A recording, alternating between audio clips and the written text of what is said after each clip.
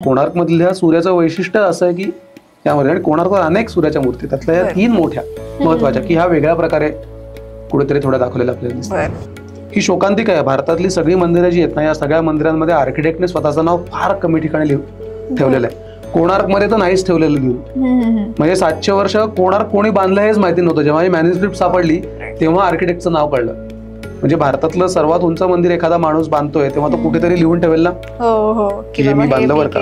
ती चाकं इतकी सुंदर कोरलेली आहेत. त्या प्रत्येक चाकांवर चाकांच्या ज्या आऱ्या आहेत त्या आऱ्यांवर देखील गोलामध्ये छोट्या छोट्या मूर्ती आपल्याला दिसतात. त्यामुळे ते नुसतंच चाक कोरायचंय म्हणून कोरलेलं चाक नाहीये.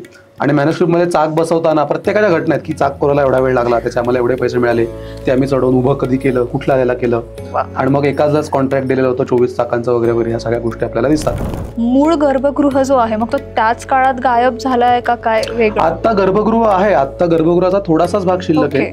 पूर्ण शिखर पडलं आणि गर्भगृहाचा बराचसा भाग पडला. आता फक्त प्लेनचा थोडासा वरचा शिल्लक आहे आणि मंदिराच्या गाभाऱ्याचा मागचा भाग शिल्लक आहे. 2 प्रकारच्या मूर्ती असतात. एक म्हणजे चलमूर्ती आणि अचल. अचल म्हणजे ती एकदा स्थापना केली की हलवता नाही येत, हे सूर्याची मूर्ती. दुसरी मूर्ती होती ती चलमूर्ती. म्हणजे रोजच्या पूजेसाठी आपल्याकडे भारतात 5 प्रकारच्या देवतांचे पंथ आहेत. एक म्हणजे शैव संप्रदाय, दुसरा म्हणजे वैष्णव संप्रदाय, तिसरा म्हणजे शाक्त संप्रदाय म्हणजे देवीची उपासना करणारा, शैव शिवाची, वैष्णव विष्णूची, चौथा गाणपत्य संप्रदाय म्हणजे गणपतीची उपासना करतो, आणि 5वा संप्रदाय जो आहे हा सूर्याची उपासना करणारा सौर्य संप्रदाय. गजसिंह म्हणजे काय तर सिंह आहे मोठा आणि त्याच्या खाली हत्ती आहे. असा 2 मोठ्या भव्य मूर्ती आपल्याला दिसतात. त्या काळातली आणखीन एक इंटरेस्टिंग गोष्ट जी मॅन्युस्क्रिप्ट मध्ये आहे ती मी तुला सांगतो की मंदिराच्या समोर अरुण जो सूर्याचा सारथी आहे त्याचा स्तंभ होता, अरुण स्तंभ.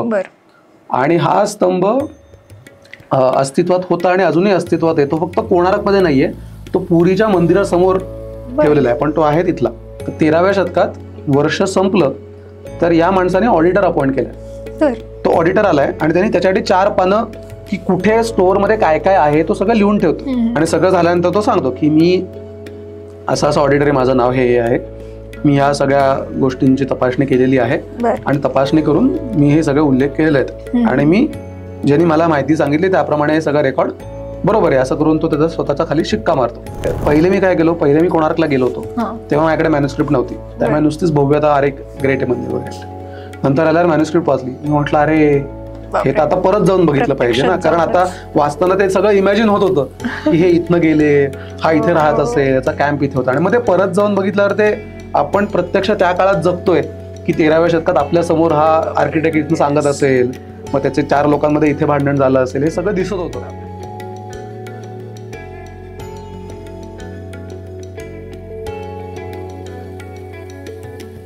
काय कसे आहात मंडळी? कॉस्मोस्टार संस्कृतीवर तुम्हा सर्वांचं पुन्हा एकदा स्वागत आहे. आता आपल्या चॅनलचं नाव कॉस्मोस्टार संस्कृती आहे. आता संस्कृती म्हणल्यावर आपल्याला प्राचीन मंदिरे हे तर आठवतातच. मग आज आपण अशाच विषयावर बोलणार आहोत, तो म्हणजे ओडिशातील कोणार्क मंदिर. मग त्याच संदर्भात आज आपल्यासोबत आहेत शंतनू परांजपे. नमस्कार. नमस्कार. ओके, आता प्रेक्षकांना तुमची थोडीशी ओळख करून द्याल? ओके, नमस्कार. माझं नाव शंतनू परांजपे आणि मी व्यवसायाने चार्टर्ड अकाउंटंट आहे. पण गेली 7-8 वर्ष आम्ही इतिहास किंवा वारसा आणि संस्कृती या 3 विषयांना धरून तो विषय समजून घेऊन लोकांना सांगण्याचं काम करतोय. त्याच्यात प्रामुख्याने स्कूल ऑफ इंडियन हिस्ट्री आमची संस्था आहे आणि त्या संस्थेमार्फत इतिहास विषय एक तर सगळा विषय बघितला तर खूप मोठा आहे आणि त्याची व्याप्ती खूप जास्त आहे विषयाची, पण मग तो वाचून समराईज करून त्यातनं योग्य तो जिस्ट काढून तो आपल्याला वर्तमानाला कसा कनेक्ट करता येईल तर ते करून सगळ्या लोकांपर्यंत पोहोचवण्याचं काम आम्ही करतो. मग त्याच्यात आम्ही ऑनलाईन कोर्सेस घेतो आणि त्याचबरोबर पुणे, महाराष्ट्र आणि भारत याच्यातल्या विविध ठिकाणांना भेटी देऊन म्हणजे लोकांना घेऊन ते भेटी देण्याचं काम आम्ही करत असतो. सो हे बाय लार्ज आमचं काम आहे इतिहास क्षेत्रात. ओके, आता पहिलाच प्रश्न असा आहे की आता कोणार्क मंदिर सोडून अशी भारतात बरीचशी प्राचीन मंदिर आहेत, मग ती कितपत जुनी आहेत? आता आपण मंदिरांचा प्राचीन काळ किंवा किती जुनं हे जेव्हा आपण ठरवायला बघतो तेव्हा प्रामुख्याने आपल्याकडे 2 पुरावे समोर येतात. तर एक पुरावा म्हणजे भौतिक पुरावा, म्हणजे एक्सकव्हेशन करून काढलेलं, उत्खनन करून काढलेलं किंवा जे आपल्याला समोर दिसतंय. आणि दुसरा पुरावा म्हणजे लिखित पुरावे, की आता रामायण महाभारत असेल किंवा अर्थशास्त्र सारखा ग्रंथ असेल कौटिल्याचा, तर या सगळ्या ग्रंथांमधनं आपल्याला पुरावे दिसतात की एखादं शहर कसं असलं पाहिजे किंवा लेट्से रामायणातलं अयोध्या नगरी जी आहे, मग वाल्मिकी ते वर्णन करताना लिहितात की अयोध्या नगरी कशी होती, तिथे कुठली कुठली मंदिरं होती वगैरे.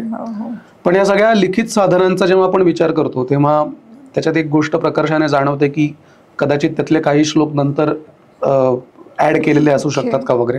त्यामुळे लिखित साधनांवर फारसं रिलाय न राहता आम्ही प्रामुख्याने बघतो की आतापर्यंत सापडलेली भौतिक पुरावे आपल्याला कुठले आहेत, म्हणजे एक्सकेव्हेशन करून आपल्याला किती आपण जुनं मंदिरांमध्ये मागे जातो.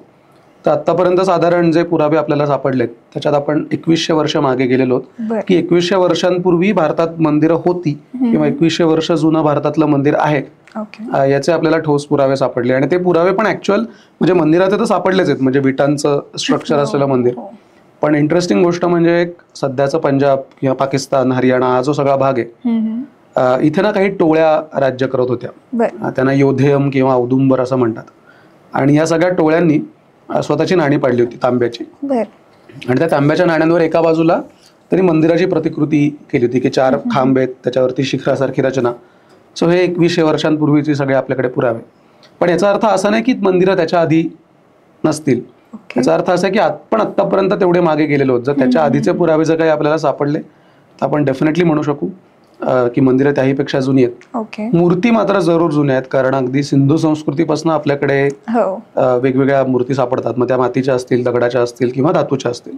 त्यामुळे मूर्ती हा प्रकार 7-8 हजार वर्ष सहज मागे जातो किंवा त्याहीपेक्षा जास्त जुन्या मूर्ती, अगदी 20,000 वर्षी जुनी मूर्ती सुद्धा जगभरात सापडलेली. त्यामुळे स्कल्पचर हा पार्ट खूप जुना आहे.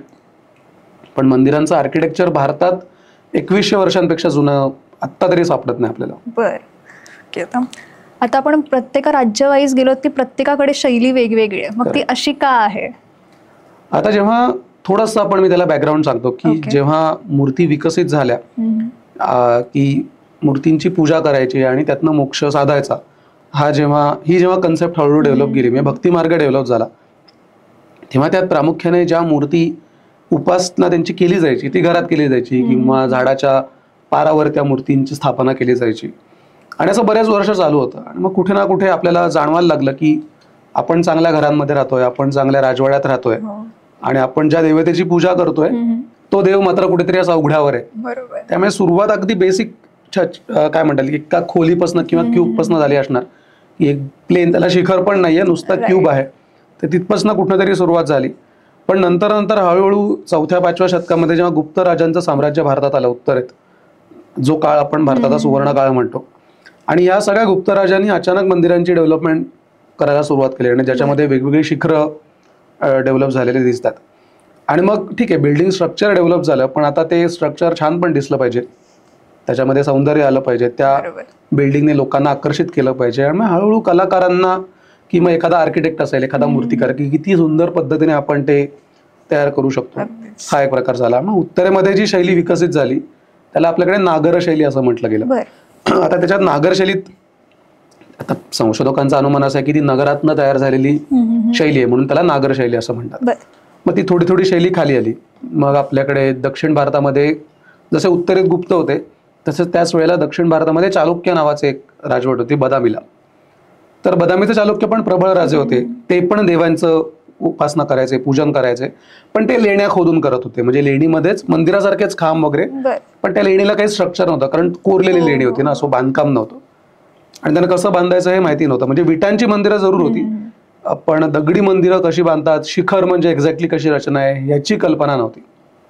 त्यांनी मग उत्तरेतनं कारागीर बोलवले किंवा स्थपती बोलवले, ज्याला आपण आर्किटेक्ट म्हणतो.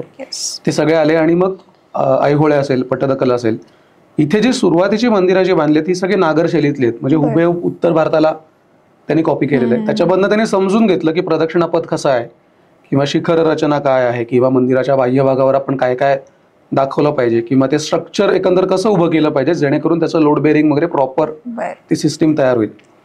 हे सगळं करत असताना दक्षिणेमध्ये आपल्याकडे आगम ग्रंथ दिसतात. तामिळनाडूमध्ये जास्त दिसतात, कारण तो सगळा तमिळ देश, पूर्ण कर्नाटक असं काही तेव्हा स्टेटच्या बाउंड्रीज नव्हत्या, त्यामुळे एकच देश होता तो सगळा. तर त्यामुळे आगम ग्रंथ प्रसिद्ध होते आणि आगम ग्रंथांमध्ये द्राविड शैली सांगितलेली होती, पण ती शैली मंदिरांसाठी नव्हती, ती घरांसाठी किंवा एकंदर स्थापत्यासाठी होती. ते म्हटले की अरे आमच्याकडे तर स्वतःची शैली आहे, आणि आम्ही डिफरन्शिएट करतो उत्तर भारतातल्या शैलीला आणि आमची शैली स्वतंत्र आहे, आमची संस्कृती वेगळी आहे. सो आम्ही आता उत्तर भारतातली शैली समजून घेतलेली आहे. तर let us develop our own architecture. So आपण स्वतःची शैली डेव्हलप करू, जी आपल्याकडे आहेच ती कंबाईन करू. म्हणून त्यांनी उत्तर भारतातले काही एलिमेंट्स घेतले आणि दक्षिण भारतातली द्राविड शैली त्यांनी त्याच्यात मिक्स केली आणि नवीन पूर्णपणे शैली तयार झाली. त्याला द्राविड शैली आपण म्हणतो.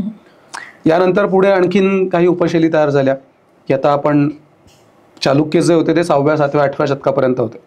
त्यानंतर 200-300 वर्षांनी चालुक्यांचीच नंतरची एक पिढी कल्याणी चालुक्य आले किंवा महाराष्ट्रावर आपल्याकडे शिलाहार राजांची सत्ता आली. तर या शिलाहार राजांनी नागर शैलीमधनंच एक भूमिज नावाची शैली तयार केली. ही खरं तर शैली विकसित झाली माळव्यामध्ये. राजा भोज यांनी समरांगण सूत्रधार नावाचा ग्रंथ लिहिला. त्या ग्रंथामध्ये पहिल्यांदा भूमिज शैलीचा उल्लेख मिळतो आणि मग ती महाराष्ट्र, काही गुजरातचा काही पार्ट, राजस्थानचा काही भाग आणि जवळजवळ सगळा महाराष्ट्र याच्यामध्ये ती भूमिज शैली दिसते. नागर शैलीतनंच तयार झालेली आहे, फक्त काही थोडेफार आर्टिस्टिक व्हेरिएशन्स त्याच्यात दिसतात.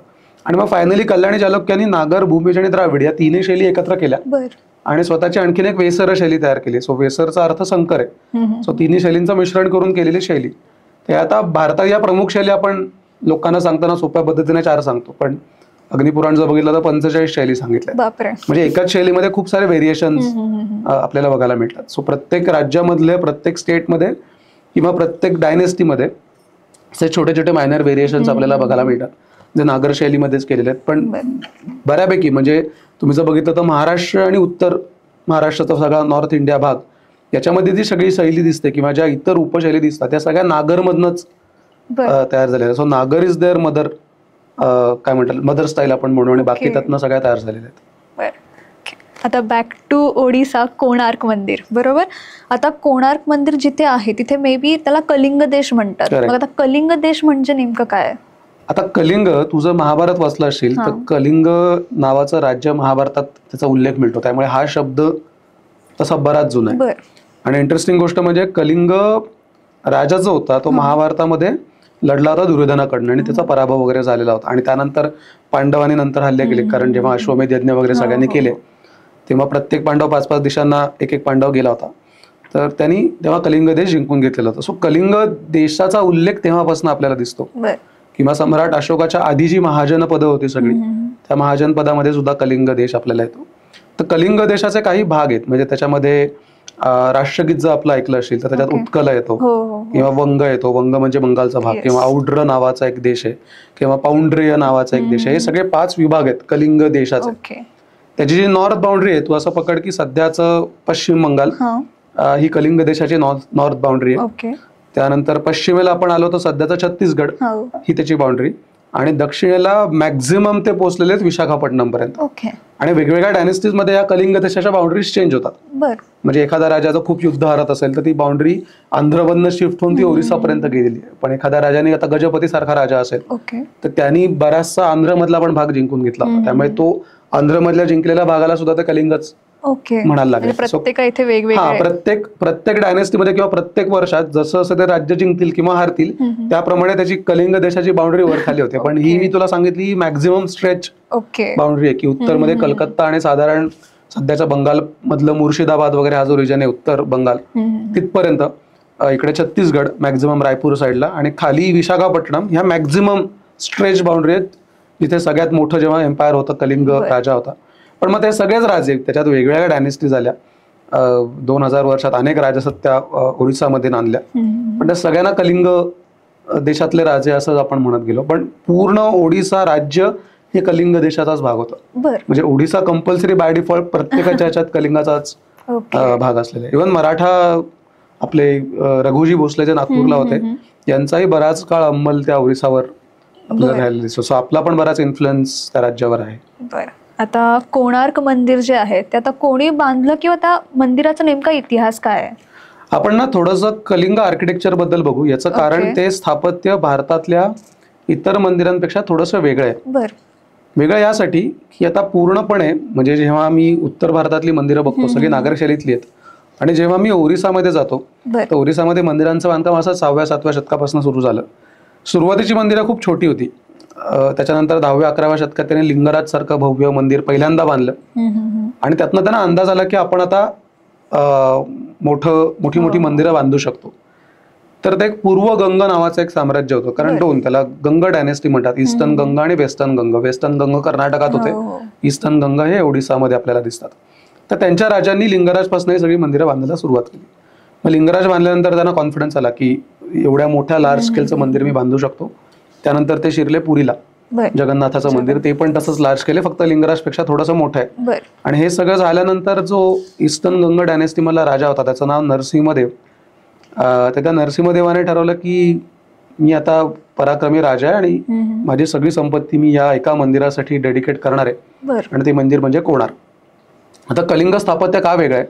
कलिंग स्थापत्यामध्ये मंदिरांचे एकूण 3 आणखीन सबस्टाईल सांगितलेले आहेत. तर त्याच्यामधलं जे प्रमुख गर्भगृह असतं, कुठल्याही मंदिराचा गाभारा असतो, तर त्याला ते रेखा देऊळ असं म्हणतात. आता रेखा देऊळ का, तर पूर्ण जी बिल्डिंग असते, समजा जमिनीला त्याचा बेस जर चिकटलेला असेल आणि तिथनं मी अशी सरळ एक रेष काढायला सुरुवात केली, तर मी डायरेक्ट कुठेही ती रेष भंग न होता मी शिखरापर्यंत जाऊन पोहोचतो. सो त्याला रेखा देऊळ म्हटले, की एका रेषेमध्ये थोडंसं ते बेंड होतं शिखर, पण ते बेंड होताना पण कर्व मध्ये बेंड होतं, कुठेही असं त्याला ब्रेक होत नाही. सो ते कर्व मध्ये, एका सिंगल कर्व मध्ये ते जातं, म्हणून त्याला रेखा देऊळ म्हणतात. हे नागरशैलीतलं जागेन, कारण नागरशैलीतलेच निमुळत होत जाणारं शिखर, त्याच्यावरती असलेलं अमलक, हे सगळे घटक नागरशैलीतले. यानंतरचा भाग येतो तो म्हणजे पीढ देऊळ नावाचा प्रकार आहे. 6व्या-7व्या शतकात जी ओडिसामध्ये मंदिरं बांधली, त्याच्यामध्ये सभामंडप हा प्रकार नव्हता. म्हणजे डायरेक्ट एंट्री करायची ती गाभाऱ्यातच करायची, त्यामुळे फक्त रेखा देऊळ होतं. 9व्या-10व्या शतकात जी मंदिरं बांधायला सुरुवात केली गेली, त्याच्यात रेखा देऊळ आणि त्याच्या पुढे छोटासा सभामंडप. जसं आपल्याकडे सभामंडप दिसतात तसं तिकडे सभामंडप आहेत. पण त्या सभामंडपाचं आर्किटेक्चर हे पूर्णतः वेगळं आहे, म्हणून त्यांनी त्याला रेखा देऊळ न म्हणता त्यांनी त्याला पीढ देऊळ म्हटलं. मग ते आर्किटेक्चर कसं वेगळं आहे, तर आपल्याकडे फांसणा नावाची आणखीन एक शैली आहे भारतामध्ये मंदिर स्थापत्याची, आणि ही मंदिर कुठल्या डायनेस्टी स्पेसिफिक नाहीये किंवा कुठल्या राजाशी किंवा कुठल्या पिरियडशी पण निगडीत नाही. या शैलीमध्ये दगडी जे स्लॅब्स असतात, आपण आता पिरामिड, इजिप्तमध्ये कसं पिरामिड आहेत, निमुळते होत जाणारे त्रिकोणी पिरामिड, त्यांचा बेस स्क्वेअर असतो. सो या फांसणा शैलीचा सुद्धा बेस स्क्वेअर असतो, आणि एकावर एक पिरामिड सारखे स्लॅब्स टाकायचे आणि ते पिरामिड सारखी रचना दिसेल अशा प्रकारची ते स्थापत्य. तर या कलिंग राजांनी किंवा या गंग राजांनी हे स्थापत्य उचललं फांसणा शैलीचं, आणि त्या फांसणा शैलीमधलं त्यांनी स्वतःचा जो मंडप आहे तो बांधला, आणि त्याला त्यांनी नाव दिलं पीढ देऊळ. आता त्याच्यामध्ये स्टायलिस्टिक व्हेरिएशन्स खूप केले. ते अगदीच नुसतं स्लॅब सारखं न बांधता त्याच्यामध्ये मध्ये मध्ये गॅप्स ठेवून वेगवेगळ्या मूर्ती तिथे बसवणं वगैरे हे प्रकार त्यांनी केले. तर ते झालं पीढ देऊळ. आता ही सगळी मंदिरं जी होती, ही सगळी देवतांची मंदिरं होती, म्हणजे पुरुष देवतांची मंदिरं होती. आता आपल्याला माहितीये की बंगाल किंवा ओडिसा याच्यामध्ये स्त्री देवता म्हणजे दुर्गाची पूजा जास्त केली जाते, किंवा तिकडे योगिनींची खूप सारी मंदिरं आहेत. मग जेव्हा देवींची मंदिरं त्यांनी बांधली, तेव्हा ती मंदिरं बांधताना एक वेगळी शैली आली, ती म्हणजे खक्कर शैली. आता ही शैली पण आपल्याकडे भारतात आधीपासून होती, ज्याला ओरिसा सोडून इतर भागामध्ये वलभी शैली असं म्हणतात. याच्यामध्ये मंदिर निमुळत होत असतं, फक्त वरती जे छत असतं ते बॅरल वॉल्टेड असतं. म्हणजे तू जर रांजण घेतलास, थोडासा खालनं कापलास आणि तो ठेवलास तर कसा गोल दिसेल तशा प्रकारचं त्याचं शिखर असतं. सो बाकी ठिकाणी वल्लभी त्याला शैली असं म्हणतात. उदाहरण द्यायचं झालं तर ग्वाल्हेरमध्ये ग्वाल्हेरच्या किल्ल्यामध्ये एक मंदिर आहे, किंवा जगेश्वर उत्तराखंड मधलं प्रसिद्ध जागा आहे, तिथे वल्लभी शैलीतलं मंदिर आहे. आणि मग ह्यांनी जी शैली, म्हणजे तीच शैली आणली, नागर शैलीतलंच ते स्टायलिस्टिक व्हेरिएशन आहे, पण त्याला त्यांनी नाव दिलं खक्कर शैली. सो जी आता फार मंदिरं नाही आहेत, 5-6 मंदिर आहेत जी खक्कर शैलीमध्ये अख्ख्या ओडिसामध्ये आहेत. भुवनेश्वरमध्ये बेताल नावाचं एक मंदिर आहे. बेताल म्हणजे 2 ताल, सो बे म्हणजे 2 म्हणून ते बैताल त्याला असं म्हणतात, की 2 ताल असलेलं ते मंदिर. तर ह्या 3 शैली दिसतात. सो कलिंग स्थापत्यामध्ये आता जी मोठी मोठी मंदिर आहेत त्याच्यामध्ये प्रामुख्याचे घटक कसे आहे, की मेन गर्भगृह हा एक पहिला भाग जर रेखा शैलीत आहे. त्याच्या समोर जो सभामंडप असतो त्याला ते जगमोहन असं म्हणतात, जे आपल्याकडे सभामंडप म्हणजे पिलर हॉल बेसिकली. जगमोहनच्या समोर त्यांच्याकडे असते मुखशाळा, किंवा त्याच्या आणखीन समोर त्यांचा भोग मंडप असतो. सो मुखशाळा म्हणजे छोटासा मंडप, आणि त्या मुखशाळेच्या समोर भोग मंडप. कारण ओडिसामधल्या सगळ्या देवळांमध्ये भोग चढवले जातात. तुला ह्याचं माहिती असेल, पुरीचं माहिती असेल की दिवसात अनेक वेळेला काय त्याचे 56 भोग असतात, काही ना काही सतत प्रसाद करत राहायचं. तर तो भोग मंडपाचा पर्पज त्याच्यासाठी. तर हे बांधून झाल्यानंतर नरसिंहदेवाला, आता त्याचे वडीलही तितकेच पराक्रमी होते, आणि हा वयाच्या 18व्या-17व्या वर्षापासून हा मोहिमांवर राजा जो होता हा जायला लागलेला होता. आणि एक मोहीम त्याची दक्षिणेत त्यांनी काढली, आणि त्या दक्षिणेच्या मोहिमेत पार तो अगदी तामिळनाडूच्या इथपर्यंत ती मोहीम घेऊन गेला होता. आणि हा पिरियड साधारण 13व्या शतकाच्या सुरुवातीचा पिरियड आहे. आणि तिथपर्यंत मोहीम घेऊन गेला आणि त्या मोहिमेतनं बरीच संपत्ती त्यांनी सगळी लुटून आणली आणि अशातच त्याच्या वडिलांचा मृत्यू झाला आणि आता त्याला राजा करायचं असं ठरलं. आता एवढी सगळी संपत्ती लुटून आणलेली होती किंवा विजय मिळवलेला होता, तर तेव्हा आता ही गोष्ट आहे अशी, म्हणजे की आता इतकं सगळं मंदिर मोठं होतं त्यामुळे लोकांमध्ये अनेक दंतकथा पसरल्या. तर ही दंतकथा अशी की त्याची जी आई होती ही सूर्याची पूजा करणारी होती किंवा सूर्य उपासक होती. आणि त्या काळात कोणार्कची जी जागा होती ते अर्क क्षेत्र म्हणून प्रसिद्ध होतं. त्याच्यामागे एक पुराणातली एक कथा जाते की श्रीकृष्णाचा मुलगा साम नावाचा एक त्याचा मुलगा होता. तर त्याच्या अंगावर काहीतरी कोड उठलेले होते म्हणून त्याला सांगितलं की तू त्या जागी राहून तिथे जाऊन राहा. तिथे सूर्याचे किरण अशा प्रकारे पडतात की त्या किरणांना सकाळच्या कोवळ्या उन्हामध्ये जर आपण थांबलो तर तो अंगावरचे कोड सगळे दूर होतील आणि तसे ते झाले. तर त्यामुळे पुराणांपासून त्या जागेला महत्व होतं कोणार्कच्या जागेला. त्यामुळे तिथे काही ना काही सूर्यपूजा आणि तिथे जुनं सूर्याचं मंदिर देखील होतं. तर मग त्याच्या आई म्हटले की आपण ते अर्कक्षेत्र प्रसिद्ध ठिकाण आहे, तर तू एक काम कर, तू त्या अर्कक्षेत्री जा आणि तिथे एक भव्य असं मोठं सूर्याचं मंदिर माझ्यासाठी म्हणून तू बांध. आता ही झाली कथा जी सांगितली जाते ती. तर त्यांनी भव्य मंदिर बांधलं ती गोष्ट वेगळी, पण कुठेतरी त्या राजाच्या मनात सुद्धा म्हणजे नरसिंहदेव युवराज असतानाच कुठे ना कुठे त्या मंदिराचं प्रिपरेशन त्याच्याकडनं सुरू झालेलं होतं. आणि ते मंदिर बांधायला एकूण 18 वर्ष लागली. त्यातली पहिली 6 वर्ष जी आहेत ही सगळी प्रिपरेशनची वर्ष आहेत. म्हणजे त्याच्यामध्ये दगड आणणं किंवा मंदिराचा प्लॅन तयार करणं, एकंदर त्याचं बजेट कसं असेल किंवा त्याचबरोबर जी माणसं तिथे कामाला लागणार आहेत त्या माणसांची सगळी जमवाजमव, याच्यासाठी एकूण 6 वर्ष लागली. आणि ते सगळं जमवाजमव झाल्यानंतर ऍक्च्युअल जेव्हा मंदिराला बांधकाम करायला सुरुवात झाली तर तिथून पुढे तो 12 वर्षांचा काळ जो मंदिर बांधायला सगळा लागला. तर असा एकूण ते 18 वर्षांचा पिरियड आहे. त्याच्यामध्ये ते कोणार्कचं भव्य मंदिर किनाऱ्याच्या बरोबर समुद्राला बरोबर चिकटून असं असलेलं ते जवळजवळ मंदिर आहे. पण भारतातलं one of the largest or I would say जर ते चांगलं असतं तर सगळ्यात उंच असलेलं मंदिर असतं. बरोबर. आता तू म्हणलास की दगड, आता मी ऐकले की 10 लाख दगड लागले आणि ते समुद्राच्या किनारी आहे. करेक्ट. मग नेमकी दगड आले कुठून एवढे? फार इंटरेस्टिंग गोष्ट आहे, कारण सगळ्यांनी 2-3 गोष्टी जेव्हा कोणार्कचा मी अभ्यास करत होतो किंवा माझ्याही आधी अनेक इतिहास अभ्यासकांनी अभ्यास केला आणि त्यांनी सगळं पब्लिश केलेलं आहे. तर त्याच्यात कुठलीही बिल्डिंग बांधताना आपण जेव्हा पाया खणतो, म्हणजे सगळ्या प्राचीन मंदिरांचं गणित कसं असतं, जेवढं मंदिर उंच त्याच्या 1/3 खाली पाया असतो. म्हणजे जर 100 फूट वरती गेले असतील तर 30 फूट खाली ते पाया खणाला जातात, कारण त्याचा बॅलन्स राहायला पाहिजे. आता कोणार्क मंदिर समुद्राच्या काठी असल्यामुळे खाली कितीही खणलं तरी वाळूच लागणार आहे. सो त्या वाळूमध्ये आजूबाजूला कुठेच दगड नाहीयेत. कोणार्कमध्ये ना 3 प्रकारचे दगड वापरलेत. त्यातला एक जो वापरलाय तो म्हणजे लॅटराईट, ज्याला आपण जांभा म्हणतो, जो आपल्या कोकणात दिसतो. तो पोरस असतो, त्याला छिद्र छिद्र असतात. दुसरा जो वापरलाय त्याचं नाव आहे क्लोराईट. हा काळ्या रंगाचा दगड आहे आणि हा दगड केवळ मूर्ती, ज्या महत्वाच्या मूर्ती आहेत त्यांच्यासाठी वापरलाय, किंवा त्याची जी कोणार्क मंदिराची डोअर फ्रेम आहे ते त्या डोअर फ्रेम साठी तो दगड वापरलाय, तो उठून दिसतो.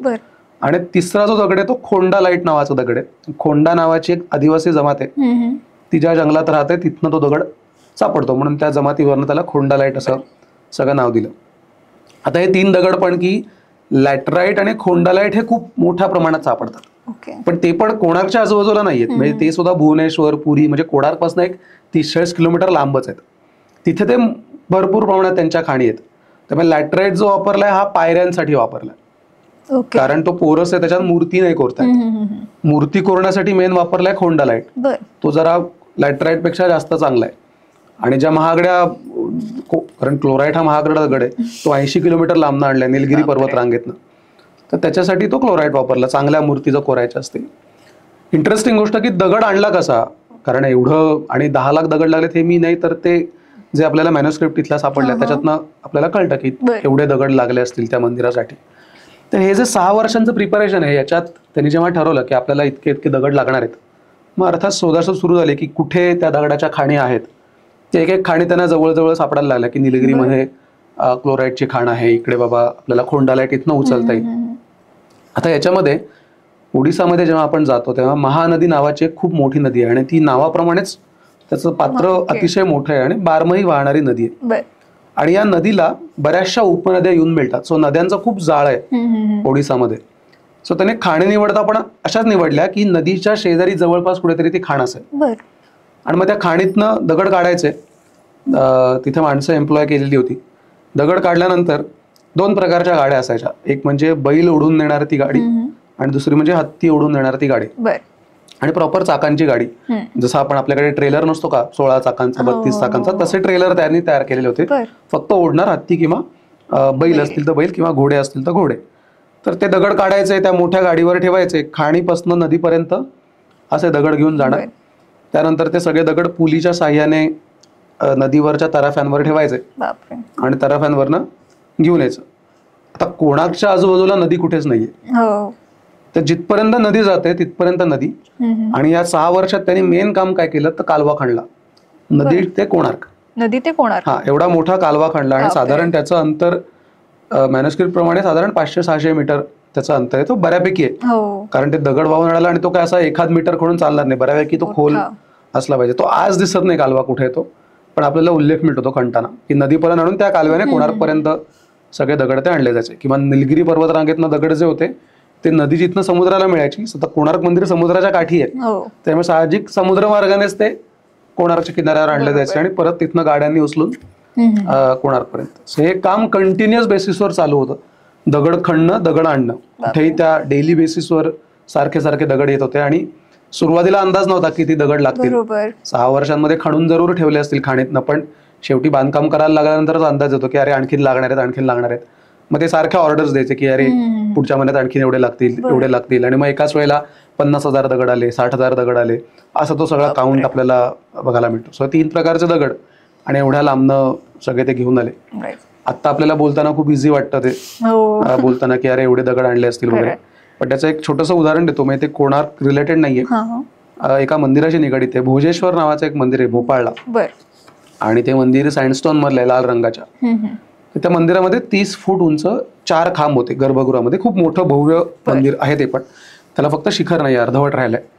तर त्याच्यामधला एक जो खांब होता हा पडला होता किंवा तुटला होता आणि तो परत काही बांधता येण्यासारखा नव्हता. आर्किओलॉजिकल डिपार्टमेंटने ठरवलं की आता हे 3 खांब जर आहेत तर आपण 4था बसवला पाहिजे, पण त्याच्यासाठी 30 फूट लांब असा सलग दगड मिळाला पाहिजे. एका सिंगल दगड पाहिजे, ते ब्रेक मध्ये नाही बसवायचे, कारण त्यांनी जे 3 खांब बांधलेत ते सलग तयार केलेले आहेत. तर त्यांना आता आजूबाजूला कुठे खाणच नाही सापडली. म्हणजे त्यांना सुद्धा हा प्रश्न पडला की भोजेश्वर बांधताना यांनी दगड आणले कुठनं, कारण आजूबाजूला रेड सँडस्टोन नाहीच आहे. ते शोधत गेले की त्यांना आग्र्याच्या जवळ एक खाण मिळाले. तर भोपाळ कुठे आणि आग्रा कुठे, आणि मग त्या खाणीतनं त्यांनी तो दगड काढला बाहेर 30 फूट लांबीचा असा, आणि तो ट्रेलरवर टाकून आत्ताच्या टेक्नॉलॉजीजनी त्या भोपाळपर्यंत आणायला त्यांना 6 महिने लागले. एक सिंगल दगड with the help of latest technology.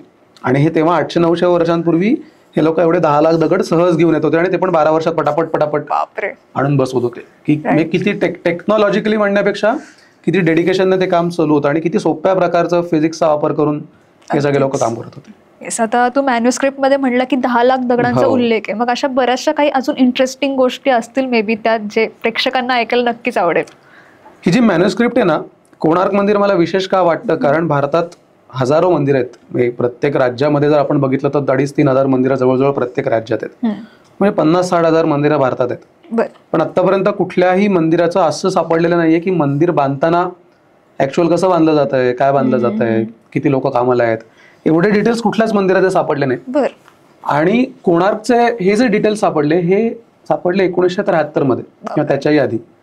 तर त्याच्यामध्ये 2 रिसर्चर्सचा एक त्याच्यामध्ये सहभाग आहे. एक म्हणजे ॲलिस बोनर, म्हणजे भारतीय नाहीये, आणि दुसरे म्हणजे ओडिसामधले पंडित सदाशिव रथ शर्मा म्हणून. तर हे स्कॉलर आहेत तिथले, संस्कृत आणि ओडिया त्यांना चांगली येते, किंवा संस्कृतमध्ये त्यांनी बरंच कामही केलं. तर ह्यांना असं सारखं वाटायचं की कोणार्क आणि पुरी एवढी मोठी मंदिर आहेत, त्यांच्या ट्रेजरीज अजून पुरीची शिल्लक आहे, तर अशा काही ना काही गोष्टी आपल्याला सापडायला पाहिजेत जर आपण प्रत्येक गावांमध्ये जाऊन शोधाशोध केली तर. ते सदाशिव रथ शर्मा कोणार्कच्या आजूबाजूला आणि पुरीच्या आजूबाजूला अशा अनेक गावांमध्ये 8 वर्ष जवळजवळ फिरले. 8 वर्षांमध्ये त्यांना घराघरांमधनं 900 मॅन्युस्क्रिप्ट सापडल्या ज्या ओडियामधल्या आहेत. त्या सगळ्या वाचल्यानंतर त्यांना 4 मॅन्युस्क्रिप्ट सापडल्या ज्या फक्त कोणार्कशी रिलेटेड आहेत.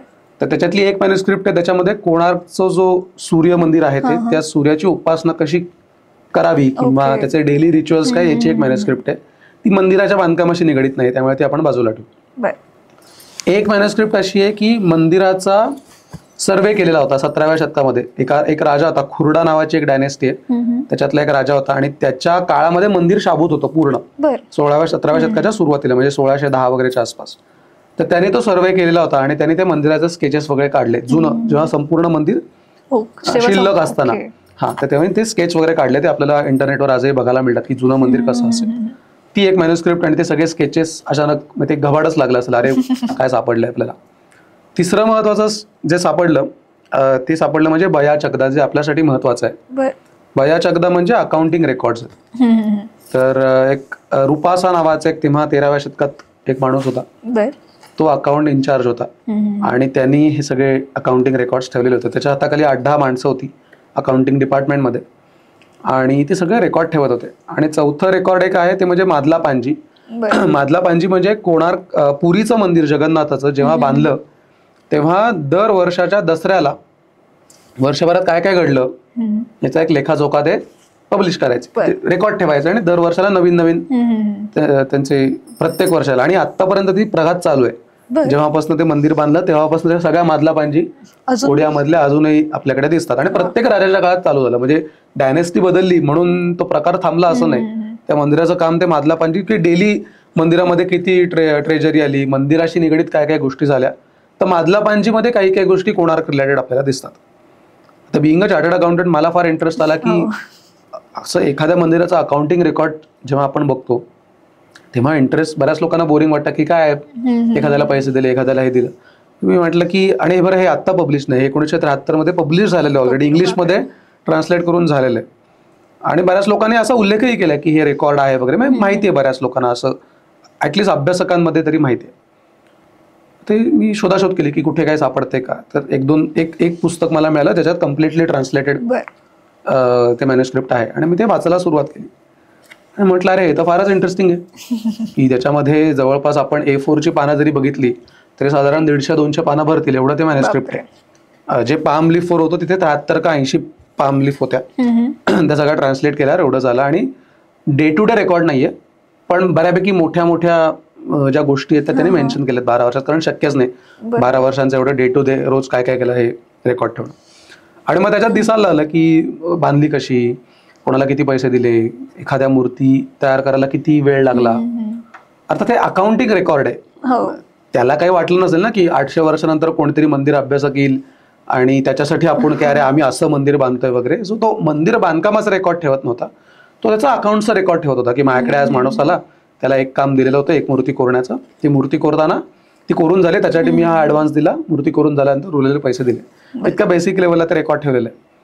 पण मग त्यातनं काही काही गोष्टी मला असं वाटलं की अरे ह्या गोष्टी खूप इंटरेस्टिंग आहेत आणि मंदिरं बांधकामाविषयीची खूप चांगली माहिती आपल्याला त्या देतात की पहिली स्टेज काय असते, दुसरी स्टेज काय असते वगैरे वगैरे. तर ह्याच्यामध्ये त्या मॅन्युस्क्रिप्टचं पहिलं पान इंटरेस्टिंग आहे कारण त्या पहिल्या पानामध्ये कोणाला अपॉइंट केलं किंवा काय एक्झॅक्टली प्रोसिजर होती. तर अशी ती प्रोसिजर सांगितली की नरसिंहदेव नावाचा जो राजा त्याने ठरवलं की कोणार्क मंदिर बांधायचं, हे 6 वर्षांचा. तर तो रुपासाच म्हणतो की मी ज्या दिवसापासून माझी झालेली अपॉइंटमेंट त्या दिवसापासून मी हे सगळं रेकॉर्ड ठेवतोय. त्याच्या आधी 6 वर्ष काय झालं हे मला माहिती नाही, ती माझी जबाबदारी नाही, हे तो क्लिअर कट म्हणतो.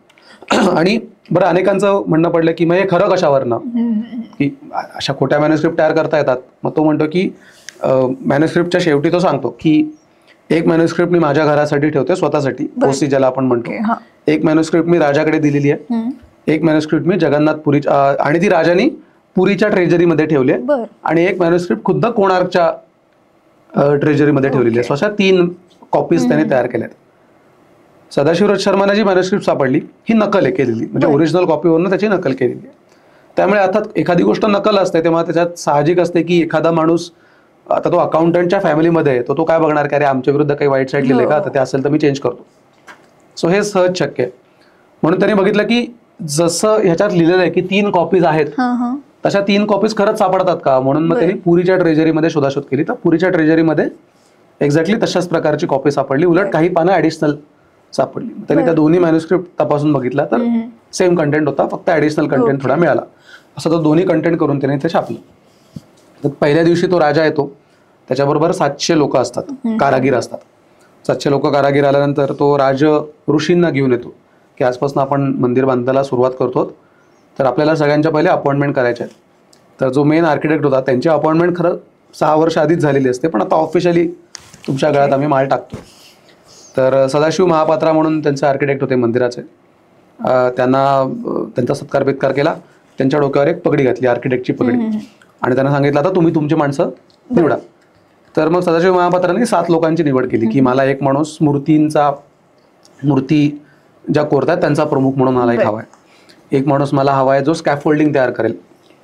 म्हणजे एवढं सगळं मंदिर बांधताना दगड उचलून एकावर एक ठेवायचे असतात, तर ते तेव्हा काही क्रेन बिन नव्हत्या. मग ते लोखंडी स्कॅफोल्डिंग त्यांनी उभारलेले होते. तर त्या स्कॅफोल्डिंग करणारा एक माणूस किंवा पुलीवर काम करणारा एक माणूस किंवा एक माणूस होता. आता 700 लोक तिथे राहणार इतके वर्ष, त्यामुळे त्यांचे कॅम्प्स तयार केलेले होते, गावाच्या गावं झालेले होते जवळपास. त्यांच्या मेस होत्या, त्यांना रात्री आणि दुपारी जेवायला मेस केलेल्या होत्या. सो त्या मेसचं कामकाज बघणारा माणूस, म्हणजे सगळे HR मॅनेजर हे असे सगळे त्यांनी अपॉइंट केले. राजाने सगळ्यांना सत्कार करून एक एक प्रत्येकाची पगडी की तू आजपासून या डिपार्टमेंटचा प्रमुख असं सगळं त्यांनी ते केलं. आणि गुरुजींना सांगितलं की आता सुरू करू. आणि एक मंगलारोपण नावाचा एक सेरेमनी आहे ज्याला आपण भूमिपूजन म्हणतो थोडक्यात. तर भूमिपूजन करून मंदिराला त्यांनी सुरुवात केली की आजपासून आता सुरुवात आणि आता तुम्ही ते काम बघायचं. आता मंदिराचं काम आर्किटेक्ट पूर्ण बघणार सदाशिव महापात्रा, आणि 700 लोक काम करत होती आणि ती प्लस मायनस व्हायची. म्हणजे जर गरज लागली तर अजून माणसं बोलवायचे, जेव्हा गरज नसेल तेव्हा ती माणसं निघून जायची. पण हे सगळे कॉन्ट्रॅक्टर होते, म्हणजे या कुठल्याही लोकांना पगार नव्हता एक्सेप्ट आर्किटेक्ट. कारण आर्किटेक्ट कायम तिथे हजर असायचा, म्हणजे काही होते पण आर्किटेक्ट हजर आहे. पण बाकीची लोक कॉन्ट्रॅक्टवर होती. म्हणजे आज मी एखादं काम सांगितलं, ते काम केलं तर तेवढ्या पुरते त्याचे पैसे, जे सांगू ते काम तुम्ही करायचं. म्हणजे अशी काही काही कामं आहेत नुसतं दगड इकडून तिकडे न्यायचं आहे, खड्डा खणायचा आहे पायासाठी, ती कामं लोक कुठलीही कामं करायचे. म्हणजे एखादा मूर्तिकार पण खड्डा करायचं काम करायचा, एखादा दगड फोडणारा असेल तर तो कुठलंही चढवायचं पण तो काम करायचा. त्यामुळे असं काही मी हेच काम करणार असं काही त्याच्यात नव्हतं. सगळी कामं वाटून दिली होती आणि प्रत्येकाचा पगार आणि कोणाला कसे कसे पैसे दिले याचा उल्लेख. ते एक माढा नावाचं एक चलन दिसतं एक. आता याच्यात प्रॉब्लेम असा आहे की किंमत कळत नाही. म्हणजे पैसे तर देतात पण त्याची एक्झॅक्टली व्हॅल्यू काय. सोन्याची व्हॅल्यू त्या काळात किती आहे, किंवा एक चलन जे होतं ते खास कोणार्कसाठीच पाडलेलं होतं की कोणार्कचं बांधकाम करताना लोकांना पैसे देण्यासाठी म्हणून ते चलन तिथे पाडलेलं होतं. तो सोन्याचा माढा होता. माढा हा पूर्ण सोन्याचा आहे, पण एका याच्यावर गरुडाची किंवा विष्णूची अशी प्रतिमा त्यांनी तयार केलेली होती आणि ते देत होते. काही काही वेळेला जर पैसे द्यायचे नसतील तर कपडे द्यायचे, जर कपडे द्यायचे नसतील तर धान्याचा भारा द्यायचे. डिपेंडिंग ऑन द वर्क अशा प्रकारचे पैसे दिले जायचे. पण एक प्रॉब्लेम होता की कळत नाही एक्झॅक्टली व्हॅल्यू काय असेल. पण एवढं कळतं की एक मूर्ती कोरल्यावर काय 10 नाणी दिली आणि मग एक नाणं त्याचं अर्धा ग्रॅमचं किंवा अर्धा तोळ्याचं एक नाणं वगैरे असे त्याचे आपल्याला उल्लेख मिळतात. सो हे सगळं 12 वर्षात सगळं चालू आहे. आणि मग प्रत्येक वेळेला अशा खूप इंटरेस्टिंग गोष्टी काही काही वाचायला मिळाल्या. पण एक त्याच्यात सगळ्यात महत्वाची म्हणजे त्याच्यात इंटरेस्टिंग म्हणण्यापेक्षा की हे सगळं मंदिराचं बांधकाम जेव्हा 700 लोक करतात तेव्हा त्या 700 लोकांमध्ये कुठेही असं दिसत नाही की त्याचं काम खराब आहे, ह्याचं काम चांगलं आहे. हे 700 लोक एकाच वेळेला हार्मोनीने काम करतात. या सगळ्यांमध्ये इतकी सुंदर सुसूत्रता आहे की कोणाला कुठलंही काम शिकवायला लागत नाहीये. प्रत्येक जण त्याला सांगितलेलं काम रिपिटेटिव्ह बेसिसवर न सांगता त्याचा तो करतोय आणि तो तेवढ्याच हायली प्रिसिजनने करतोय. आणि याचं मेन रिझन होतं की जे कारागीर जे होते ते सुद्धा तितक्याच डिव्होशनने काम करत होते की आम्ही आमच्या देवतेचं मंदिर बांधतोय. सो जरी आम्हाला पैसे मिळत असले तरी माझं ते कर्तव्य आता की मी हे मंदिर बांधतोय. सो माझ्याकडे ती जबाबदारी आहे. त्यामुळे ओनरशिप घेणं हा प्रकार त्या कारागिरांमध्ये खूप दिसतो. आणि जागोजागी आपल्याला ते अकाउंटिंग रेकॉर्ड वाचताना ते जाणवतं की हे काम करताना खूप तल्लीन होऊन त्याच्यामध्ये काम करतायत आणि मिळालेले पैसे हा बाय प्रोडक्ट आहे असं समजून ते माझंच मंदिर आहे असं काम करतात. आणि त्याच्यासाठी एक छोटीशी इंटरेस्टिंग गोष्ट त्या अकाउंटिंग रेकॉर्डमध्ये दिसते की त्यावेळेला लोकांमध्ये पद्धत अशी होती की पान खायचं. आणि काम करताना आपल्याकडे पण बघा ना कुठलेही घरात कारागीर येतात, एखादा ड्रायव्हर पण असतो तो आपलं तसं चालू असतं तोंडात टाकून खायचं. तसं त्यांना ती सवय लागलेली होती आणि ती भयानक सगळीकडे लागलेली सवय होती की विड्याची पानं आणि त्याच्यात तंबाखू वगैरे भरून त्यांचं काहीतरी की डिस्टर्ब नको करायला, माझं मस्त काम चालू झालं पाहिजे. आणि ही सवय सगळ्या लोकांना लागलेली होती तिथे काम करणाऱ्या, आणि इन्क्लुडिंग राजा. म्हणजे राजालाही माहित होतं की या लोकांना ही सगळी सवय लागलेली. आणि हा जो नरसिंहदेव व्हायचा हा खूप ऍक्टिव्ह पॅटर्न होता, ज्याला आम्ही स्थापक म्हणतो की जो मंदिराची स्थापना करतोय तो झाला स्थापक. हा खूप ऍक्टिव्ह पॅटर्न होता कारण तो पैसे देत होता आणि जवळजवळ 12 वर्षात त्यांनी एवढ्या मोहिमा काढल्या. प्रत्येक मोहिमा जिंकून आणली की त्याचा सगळा पैसा कोणार्कसाठी द्यायचा. म्हणजे त्याचं एक लाईफ टाईम वर्क त्याचं झालं होतं की काय झालं की झालं की कोणार्कला पैसा आणून द्यायचा. दुसरं काही मी करणार नाही. आणि तो प्रत्येक, आणि मग त्याला ते सारखं वाटायचं की कसं काम चाललंय, जाऊन बघूया. आणि मग तो त्याच्या मित्रांना घेऊन यायचा. मग कधी त्याचं नातेवाईक बघायला यायचे, कधी आजूबाजूच्या गावातली लोक बघायला यायची, की आता आपण अयोध्येतलं पण राम मंदिर बांधकाम चालू होतं तेव्हा आपण पण जात होतो ना, अरे कसं चाललंय बघूया काम वगैरे. असे सगळे लोक यायचे. आणि येताना पण नुसते हात हलवत नाही यायचे, की मग एक आला तर मग एखाद्याने काय, तो येताना 30-40 बैलगाड्या भरून धान्य घेऊन आला, मग एक जण येताना आला तो कपडे घेऊन आला, असं सगळं चालायचं. तसाच एके दिवशी राजा आलेला होता आणि तो पाहणी करत होता की कसं काम चाललंय वगैरे, आणि सूचना विचना त्याचं सगळं चाललं होतं. आणि एके ठिकाणी मूर्तिकारांचा एक ग्रुप बसलेला होता, आणि तो मूर्तिकारांचा जो ग्रुप आहे हा छान मूर्ती त्याच्यामध्ये कोरत बसलेला होता. आणि राजाला काय वाटलं की अरे याला आपण तो काही विडा दिला पाहिजे, म्हणून त्याने तो राजाने स्वतः विडा स्वतःच्या हाताने तयार केला आणि त्या कारागिराला दिला. आता युजली राजा आल्यावर आपल्याकडे नाही का कोणतरी प्रमुख आल्यावर आपण लगेच उठून उभे राहतो, साहेब साहेब करत जातो. आयडियली अपेक्षा असेल ना की राजा आल्यावर त्यांनी उठून हातातलं काम सोडून बाबा एंटरटेन केलं पाहिजे वगैरे. तर ह्या कारागिराने त्या राजाकडे डुंकूनही बघितलं नाही. त्याने त्याचा हात फक्त वरती केला, तो विडा घेतला, तोंडात टाकला आणि परत त्याचं काम चालू झालं. मग तो राजा आलाय, त्याने ह्याला काही फरक पडलेला नाही. याच्यावरनं कळलं की ह्या माणसांचं डेडिकेशन एवढ्या वरच्या लेवलला गेलेलं होतं, मूर्ती कोरताना, दगड करताना किंवा एकावर एक दगड ठेवताना, की पगार हा महत्वाचा नव्हता, पण आपण काहीतरी मोठी गोष्ट करतोय आणि जरी आपलं नाव कुठेही लागणार नसलं. म्हणजे ही शोकांतिका आहे, भारतातली सगळी मंदिरं जी आहेत ना, या सगळ्या मंदिरांमध्ये आर्किटेक्टने स्वतःचं नाव फार कमी ठिकाणी ठेवलेलं आहे. कोणार्क मध्ये तर नाहीच ठेवलेलं लिहून. म्हणजे 700 वर्ष कोणार्क कोणी बांधलं हेच माहिती नव्हतं. जेव्हा ही मॅन्युस्क्रिप्ट सापडली तेव्हा आर्किटेक्टचं नाव कळलं. म्हणजे भारतातलं सर्वात उंच मंदिर एखादा माणूस बांधतोय तेव्हा तो कुठेतरी लिहून ठेवेल ना की हे मी बांधलं बरं का, किंवा त्यातलं. आता आपल्याकडची लोक स्वतःचं पेंटिंग केलं तरी खाली सही करतात. तर एवढ्या मोठ्या मंदिरावर कुठेतरी अपेक्षित आहे, पण अख्ख्या मंदिरावर एवढे सगळे इन्स्क्रिप्शन्स आहेत, शिलालेख आहेत. कुठल्याही शिलालेखांमध्ये ना त्या आर्किटेक्टचं नाव आहे, ना सगळ्या काम करणाऱ्या लोकांची नावं कुठे दिसतात. त्यामुळे त्यांना हे माहिती होतं की आपण एवढं सगळं उभारतोय आणि आपलं कुठेही नाव किंवा क्रेडिट लोकांपर्यंत जाणार नाहीये. तरी सुद्धा तितक्याच निस्वार्थी भावनेने सगळे लोक काम करायचे. काही लोकांचे गुणधर्म त्याच्यात दिसतात की पावसाळ्याच्या 4 महिने काम करणार नाही म्हणजे नाही करणार, त्याला चातुर्मास म्हणतात. आणि मग जुलै महिन्यात आता रथयात्रा झाली आणि सगळेजण अक्षरशः काम टाकून जायचे. म्हणजे आता आपल्याकडे लंच टाइम आला की कसं सगळे कॉम्प्युटर उघडे ठेवून की 1 वाजता म्हणजे आम्ही जाणार, म्हणजे जाणार 1:30ला बघू. तसं जुलै महिना आला की हातातला दगड तसाच तिथे खाली टाकणार आणि सगळे पसार व्हायचे. आणि व्हायचं काय, आता ठीक आहे जाणार हे लोकांना माहिती होतं की 4 महिने बंद असणार आहे. मग तिथे वॉचमन वगैरे त्यांनी सगळे ठेवलेले होते की देखभाल करायला मंदिराच्या इथे आजूबाजूला, की काही चोरीला जाता नाही कमा वगैरे. पण हे सगळे लोक गेले ना की हे परत नाही यायचे. आपल्याकडे बघा आता बिल्डिंगचं एखादं काम चालू असतं, आपल्याकडे महाराष्ट्राबाहेरनं काम करणारे कामगार लोक असतात काम करायला, आणि ते बांधतात आणि सुट्टीला जातात घरी आणि ते येतच नाही परत. मग इथनं फोन करून अरे कधी येणार आहे. आणि तेव्हाही तसंच व्हायचं की हे कारण आजूबाजूच्या बऱ्याच गावांमधनं ही सगळी लोक आलेली होती. एका समाजाचे लोक नव्हते किंवा एका गावातले लोक नव्हते, तर वेगळ्या गावातनं, एका गावातनं 10, एका गावातनं 20 लोक अशी आलेली होती. आणि मग सगळे 4 महिन्यानंतर मग एक 50 लोक आली, 100 लोक आले, असं काम आला. सप्टेंबर आला, ऑक्टोबर आला तरी लोक येणार. मग हे पत्र पाठवायचे आणि त्याच्यासाठी पण म्हणजे की त्या लोकांना जाऊन बोलवून आणा, कारण त्यांना पगार नव्हता ना, त्यामुळे बांधील नव्हते. पगार नसल्यामुळे मला जेव्हा यायचं तेव्हा मी काम जरूर करेन डेडिकेशनने, पण मी यायचं तेव्हा येणार. मग लोक पत्र पाठवायचे की अरे या. मग त्यांना ते पत्राने पण उत्तर नाही आलं तर त्यांना आणायला माणूस जायचा, मग त्याला वेगळे पैसे त्या माणसाला, असं करून त्यांना ते बोलवून आणायचे. सो अशा काही काही इंटरेस्टिंग गोष्टी आपल्याला त्याच्यात दिसतात. ही आणखीन एक छान मजेशीर गोष्ट आहे की आपल्याला ना आपला ग्रुप जर काम करत असेल आणि त्याच्यात कोणतरी बाहेरचा थर्ड पर्सन आला आणि त्याने स्वतःचा काहीतरी तो इनपुट द्यायला आला की आपल्या ग्रुपला ते आवडत नाही. एक कम्फर्ट झोन तयार झालेला असतो. असाच कम्फर्ट झोन इथल्या कारागिरांमध्ये झालेला होता. म्हणजे 700 लोक असतील छान हार्मोनीने काम करत होते. आता राजा जो होता नरसिंहदेव, याचा सासरा किंवा याची जी बायको होती ही मदुराईची होती तामिळनाडूमध्ये. आणि मदुराईला पण छान मूर्तिकला वगैरे, आपल्याला तामिळनाडू मधली एवढी मोठी मंदिरं सगळी पांड्या, कारण पांड्यांचं राज्य होतं आणि पांड्यांच्या घरातनं ती राणी आलेली होती. आता त्या राणीचे वडील सासरे म्हणजे पांड्या राजा, तर त्याला वाटलं ना की आपला जावं एवढं मोठं मंदिर बांधतोय, सो आपण पण काहीतरी त्याच्यामध्ये कॉन्ट्रीब्यूट करायला पाहिजे.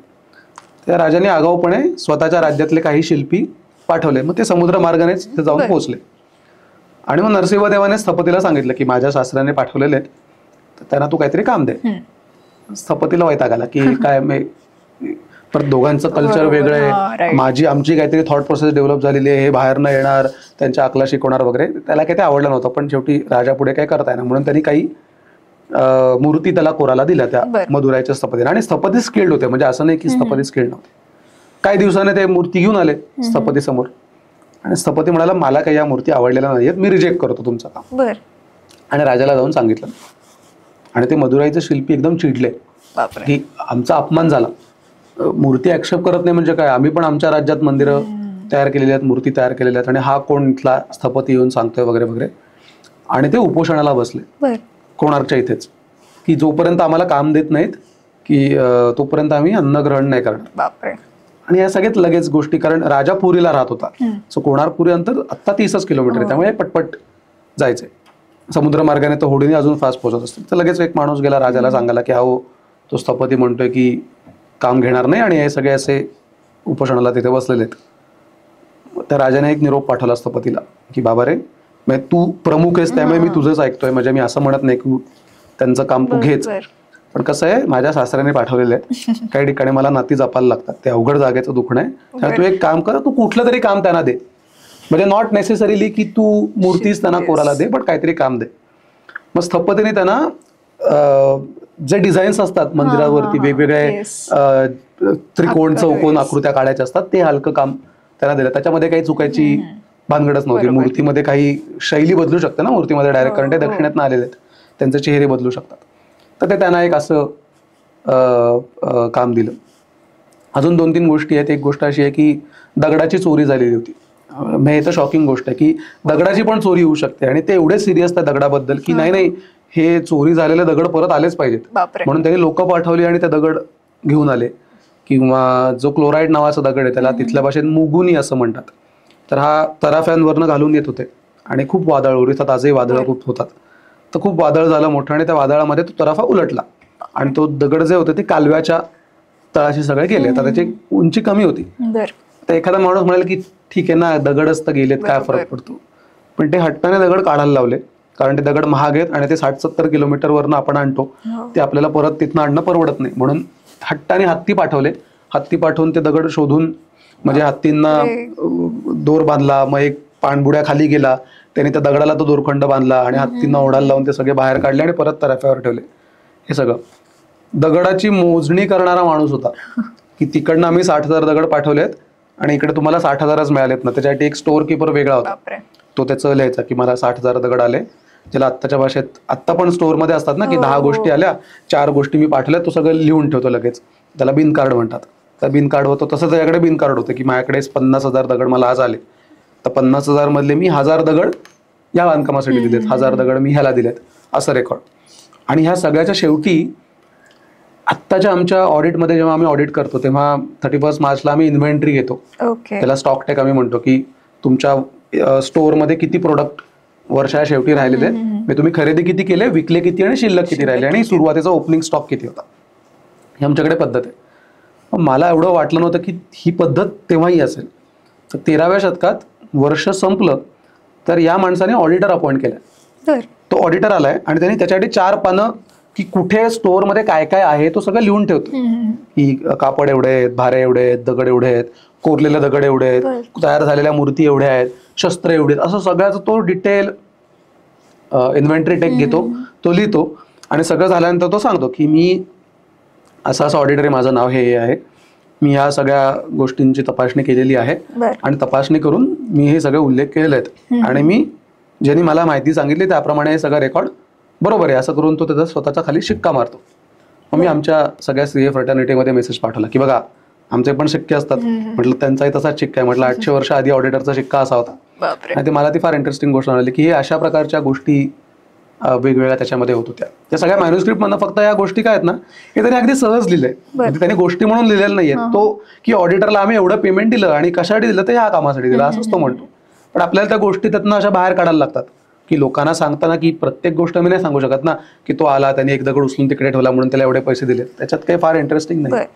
सगळ्या 150-200 पानात नाही अशा गोष्टी एक एक एक सगळ्या बाहेर काढायला, पण मजा येते वाचायला, कारण अशा इतर कुठल्याच मंदिरांचं आपल्याला कळत नाही. की मग कळतो की अरे ॲज अ प्रोजेक्ट हे 12 वर्ष कसं राहिले असतील, 700 लोक एकत्र, कुठेही न भांडता, भांडणं झाली नाही असं नाही, त्या मॅन्युस्क्रिप्ट मध्ये पण भांडणं दिसतात, पण ती लगेच सोडवलेली आहेत. पण त्या सगळ्या लोकांवर, 700 लोकांवर कंट्रोल ठेवणारा माणूस इतका चांगला आहे, तो सगळ्यांशी इतक्या चांगल्या प्रमाणे वागतो की कुठेही त्याचं ऐकून काहीतरी वेगळी गोष्ट केलेली आहे असं कुठेही आपल्याला दिसत नाही. सगळे लोकांना पगार वेळेवर मिळतात, त्यांना जेवण खाण वेळेवर मिळत आहे, त्यांना घरी पाठवलं जात आहे छानपणे, त्यांच्या कुटुंबियांची काळजी घेतली जाते, किंवा काम करताना कोणीही ओव्हरलोड नाहीये असं कुठेही दिसत नाही. फक्त एकच घाई केली शेवटच्या वर्षात की राजाला आता किती 12 वर्ष झाले तुम्ही एकच मंदिर बांधताय, पटपट घाई केलेली आहे. हे सगळं शेवटच्या वर्षात दिसतं, पण 11 वर्ष बरोबर प्लॅनिंगने काम चाललंय की आता त्या मंदिराचे 7 लेयर्स आहेत पायाचे. तर एक लेअर झाल्यावर दुसऱ्या लेअरसाठी थांबलेले नाहीयेत, म्हणजे सायमल्टेनियसली काम चालू आहे आणि एक लेअर पूर्ण झाला की लगेच दुसरा लेअर कोरून तयार झालेला आहे, तो फक्त बसवायला घेतात. म्हणजे त्यांचं जे प्लॅनिंग आहे की आपल्याला ह्या तारखेला हे करायचंय, ह्या तारखेला हे करायचंय, मग त्याच्यासाठी बॅक वर्किंग, म्हणजे तुम्ही काम कधीपासून आधी चालू केलं पाहिजे. सो हे सगळं काम की आपल्याला 1 महिन्यात ती एवढी मोठी प्लिंथ 25-30 फुटांची उभी करायची, तर हे सगळं त्यांनी 1 महिन्यात केलं. आणि मग सगळं बघताना की अरे, आणि हे नुसतं वाचताना कळत नाही. जर तुम्ही तिथे जाऊन, म्हणजे पहिले मी काय केलो, पहिले मी कोणार्कला गेलो होतो तेव्हा माझ्याकडे मॅन्युस्क्रिप्ट नव्हती, त्यामुळे नुसतीच भव्यता, अरे ग्रेट आहे मंदिर वगैरे.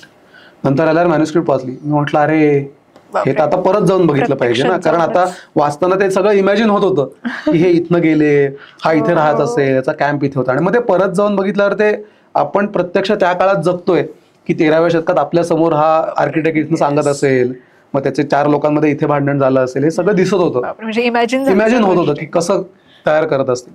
त्यामुळे मला ती मॅन्युस्क्रिप्ट फार इंटरेस्टिंग वाटते. आणखीन एक शिल्प दिसतं ते म्हणजे राजा राणीचं, म्हणजे नरसिंहदेवराव आणि त्याची राणी. आता हे शिल्प आत्ता मंदिरावर दिसत नाही, याचं कारण मी मगाशी म्हटलं बघ, खुरडा नावाची एक डायनेस्टी होती, त्याच्या राजाने, पुरुषोत्तम देव तो राजा होता, त्याने एका माणसाला सांगून सर्वे बिर्वे तो करून घेतला होता आणि त्याने स्केच वगैरे काढले होते.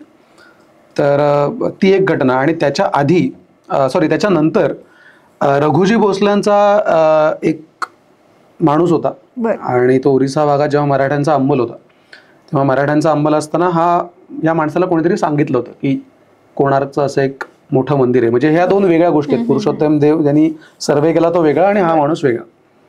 तर त्यांनी इकडे भोसल्यांना कळवलं की मी असं जातोय, तर माझा खर्चासाठी मला स्पॉन्सरशिप द्या, मला ते मंदिर शोधायचंय, कारण इतकं सूर्याचं भव्य मंदिर होतं, मग हे ऐकून आहे, तर मला ते बघायचं नेमकं कुठे आहे. तो निघाला पुरीवरनं, आणि पुरीवरनं निघताना असं त्याला दिसतं सगळं जंगलच जंगल आहे. आणि तो विचार करतो अरे हे एवढं मोठं मंदिर म्हणतायत, पण ते मंदिर तर दिसत नाही आणि जंगलच, आणि आजूबाजूला कोणी राहत नाहीये. मग एवढ्या जंगलामध्ये खरंच त्यांनी मंदिर हे त्यांनी उभारलं का? असं करता करता एकदम तसं समोर त्याला दिसलं की काही दगड आहेत आणि ते सगळे असे मातीच्या ढिगाऱ्यामध्ये सगळे पडलेले आपल्याला दिसत आहेत. म्हटलं की हे काहीतरी दिसतंय, म्हणजे इथे जाऊन बघितलं पाहिजे. म्हणून त्यांनी पहिले जाऊन बघितलं, नंतर एक छोटंसं मंदिर त्याला मागे मिळालं, आणि त्या छोट्या मंदिराच्या शेजारी कोणार्कचं जे आत्ता मंदिर आहे हे त्याला दिसलं. संपूर्ण त्याचं शिखर पडलेलं होतं आणि त्याच्यावर संपूर्ण वाळू साठलेली होती. आणि हे चाललंय साधारण, हे जे तुला मी सांगतोय हा पिरियड आहे साधारण 17व्या शतकाच्या शेवटी आणि 18व्या शतकाच्या सुरुवातीचा पिरियड आपल्याला दिसतो. 18व्या शतकाच्या शेवटीचा, म्हणजे 1790 वगैरेचा असा तो सगळा पिरियड आहे की तेव्हा पूर्णपणे ते कोलॅप्स झालेलं होतं, आणि ब्रिटिशांच्या जस्ट आधी 1790 नंतरचा. आणि तो सगळं लिहितो की किती डेब्रिस आहे, किती वाळू आहे सगळी, आणि मग तो प्रयत्न करतो. त्याने 150-200 लोक बोलवून आणली शेजारच्या गावातनं, आणि ती गावातनं लोक आणून त्यांनी ते सगळं साफबीफ करून घेतलं.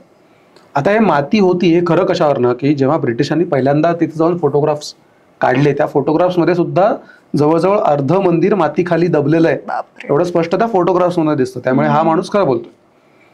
आणि मग तो, आता त्याला ते सगळं साफ तर करता आलं नाही, म्हणून तो काय म्हणाला की मी एक काम करतो, ह्या मूर्ती छान दिसतात, मूर्ती घेऊन जातो. म्हणून त्याने एक मूर्ती घेतल्या, त्याच्यात एक ती मूर्ती राजा आणि राणीची होती, आणि तो मूर्ती घेऊन तो पुरीला आला, आणि पुरीमधल्या एका मंदिरांमध्ये त्याने ती मूर्ती ठेवून दिली, आणि आजही त्याच मंदिरामध्ये आहे. म्हणजे हे कसं क्रॉस व्हेरीफाय करता येतं की एका मॅन्युस्क्रिप्ट मध्ये जो किंवा एका कागदपत्रात हा उल्लेख आहे की मी ती मूर्ती घेऊन आलो, आणि आजही मूर्ती त्याच मंदिरात आहे. ती राजा राणीची एक मूर्ती आपल्याला दिसते. तिथे एक मूर्ती आहे स्थपतीची स्वतःची आणि स्थपतीच्या बायकोची, आणि ही आता मंदिरात आहे, पण ती अर्धी कट आहे, म्हणजे अर्धीच मूर्ती आपल्याला दिसते. सो ती एक वेगळी आपल्याला बघता येते. इथला गजसिंह नावाचा एक प्रकार आपल्याला इतर कुठेही दिसत नाही, तो आपल्याला कोणार्कमध्ये दिसतो किंवा ओरिसामधल्या मंदिरांमध्ये दिसतो, की गजसिंह म्हणजे काय, तर सिंह आहे मोठा आणि त्याच्या खाली हत्ती आहे. बर असं दोन मोठ्या भव्य मूर्ती आपल्याला दिसतात.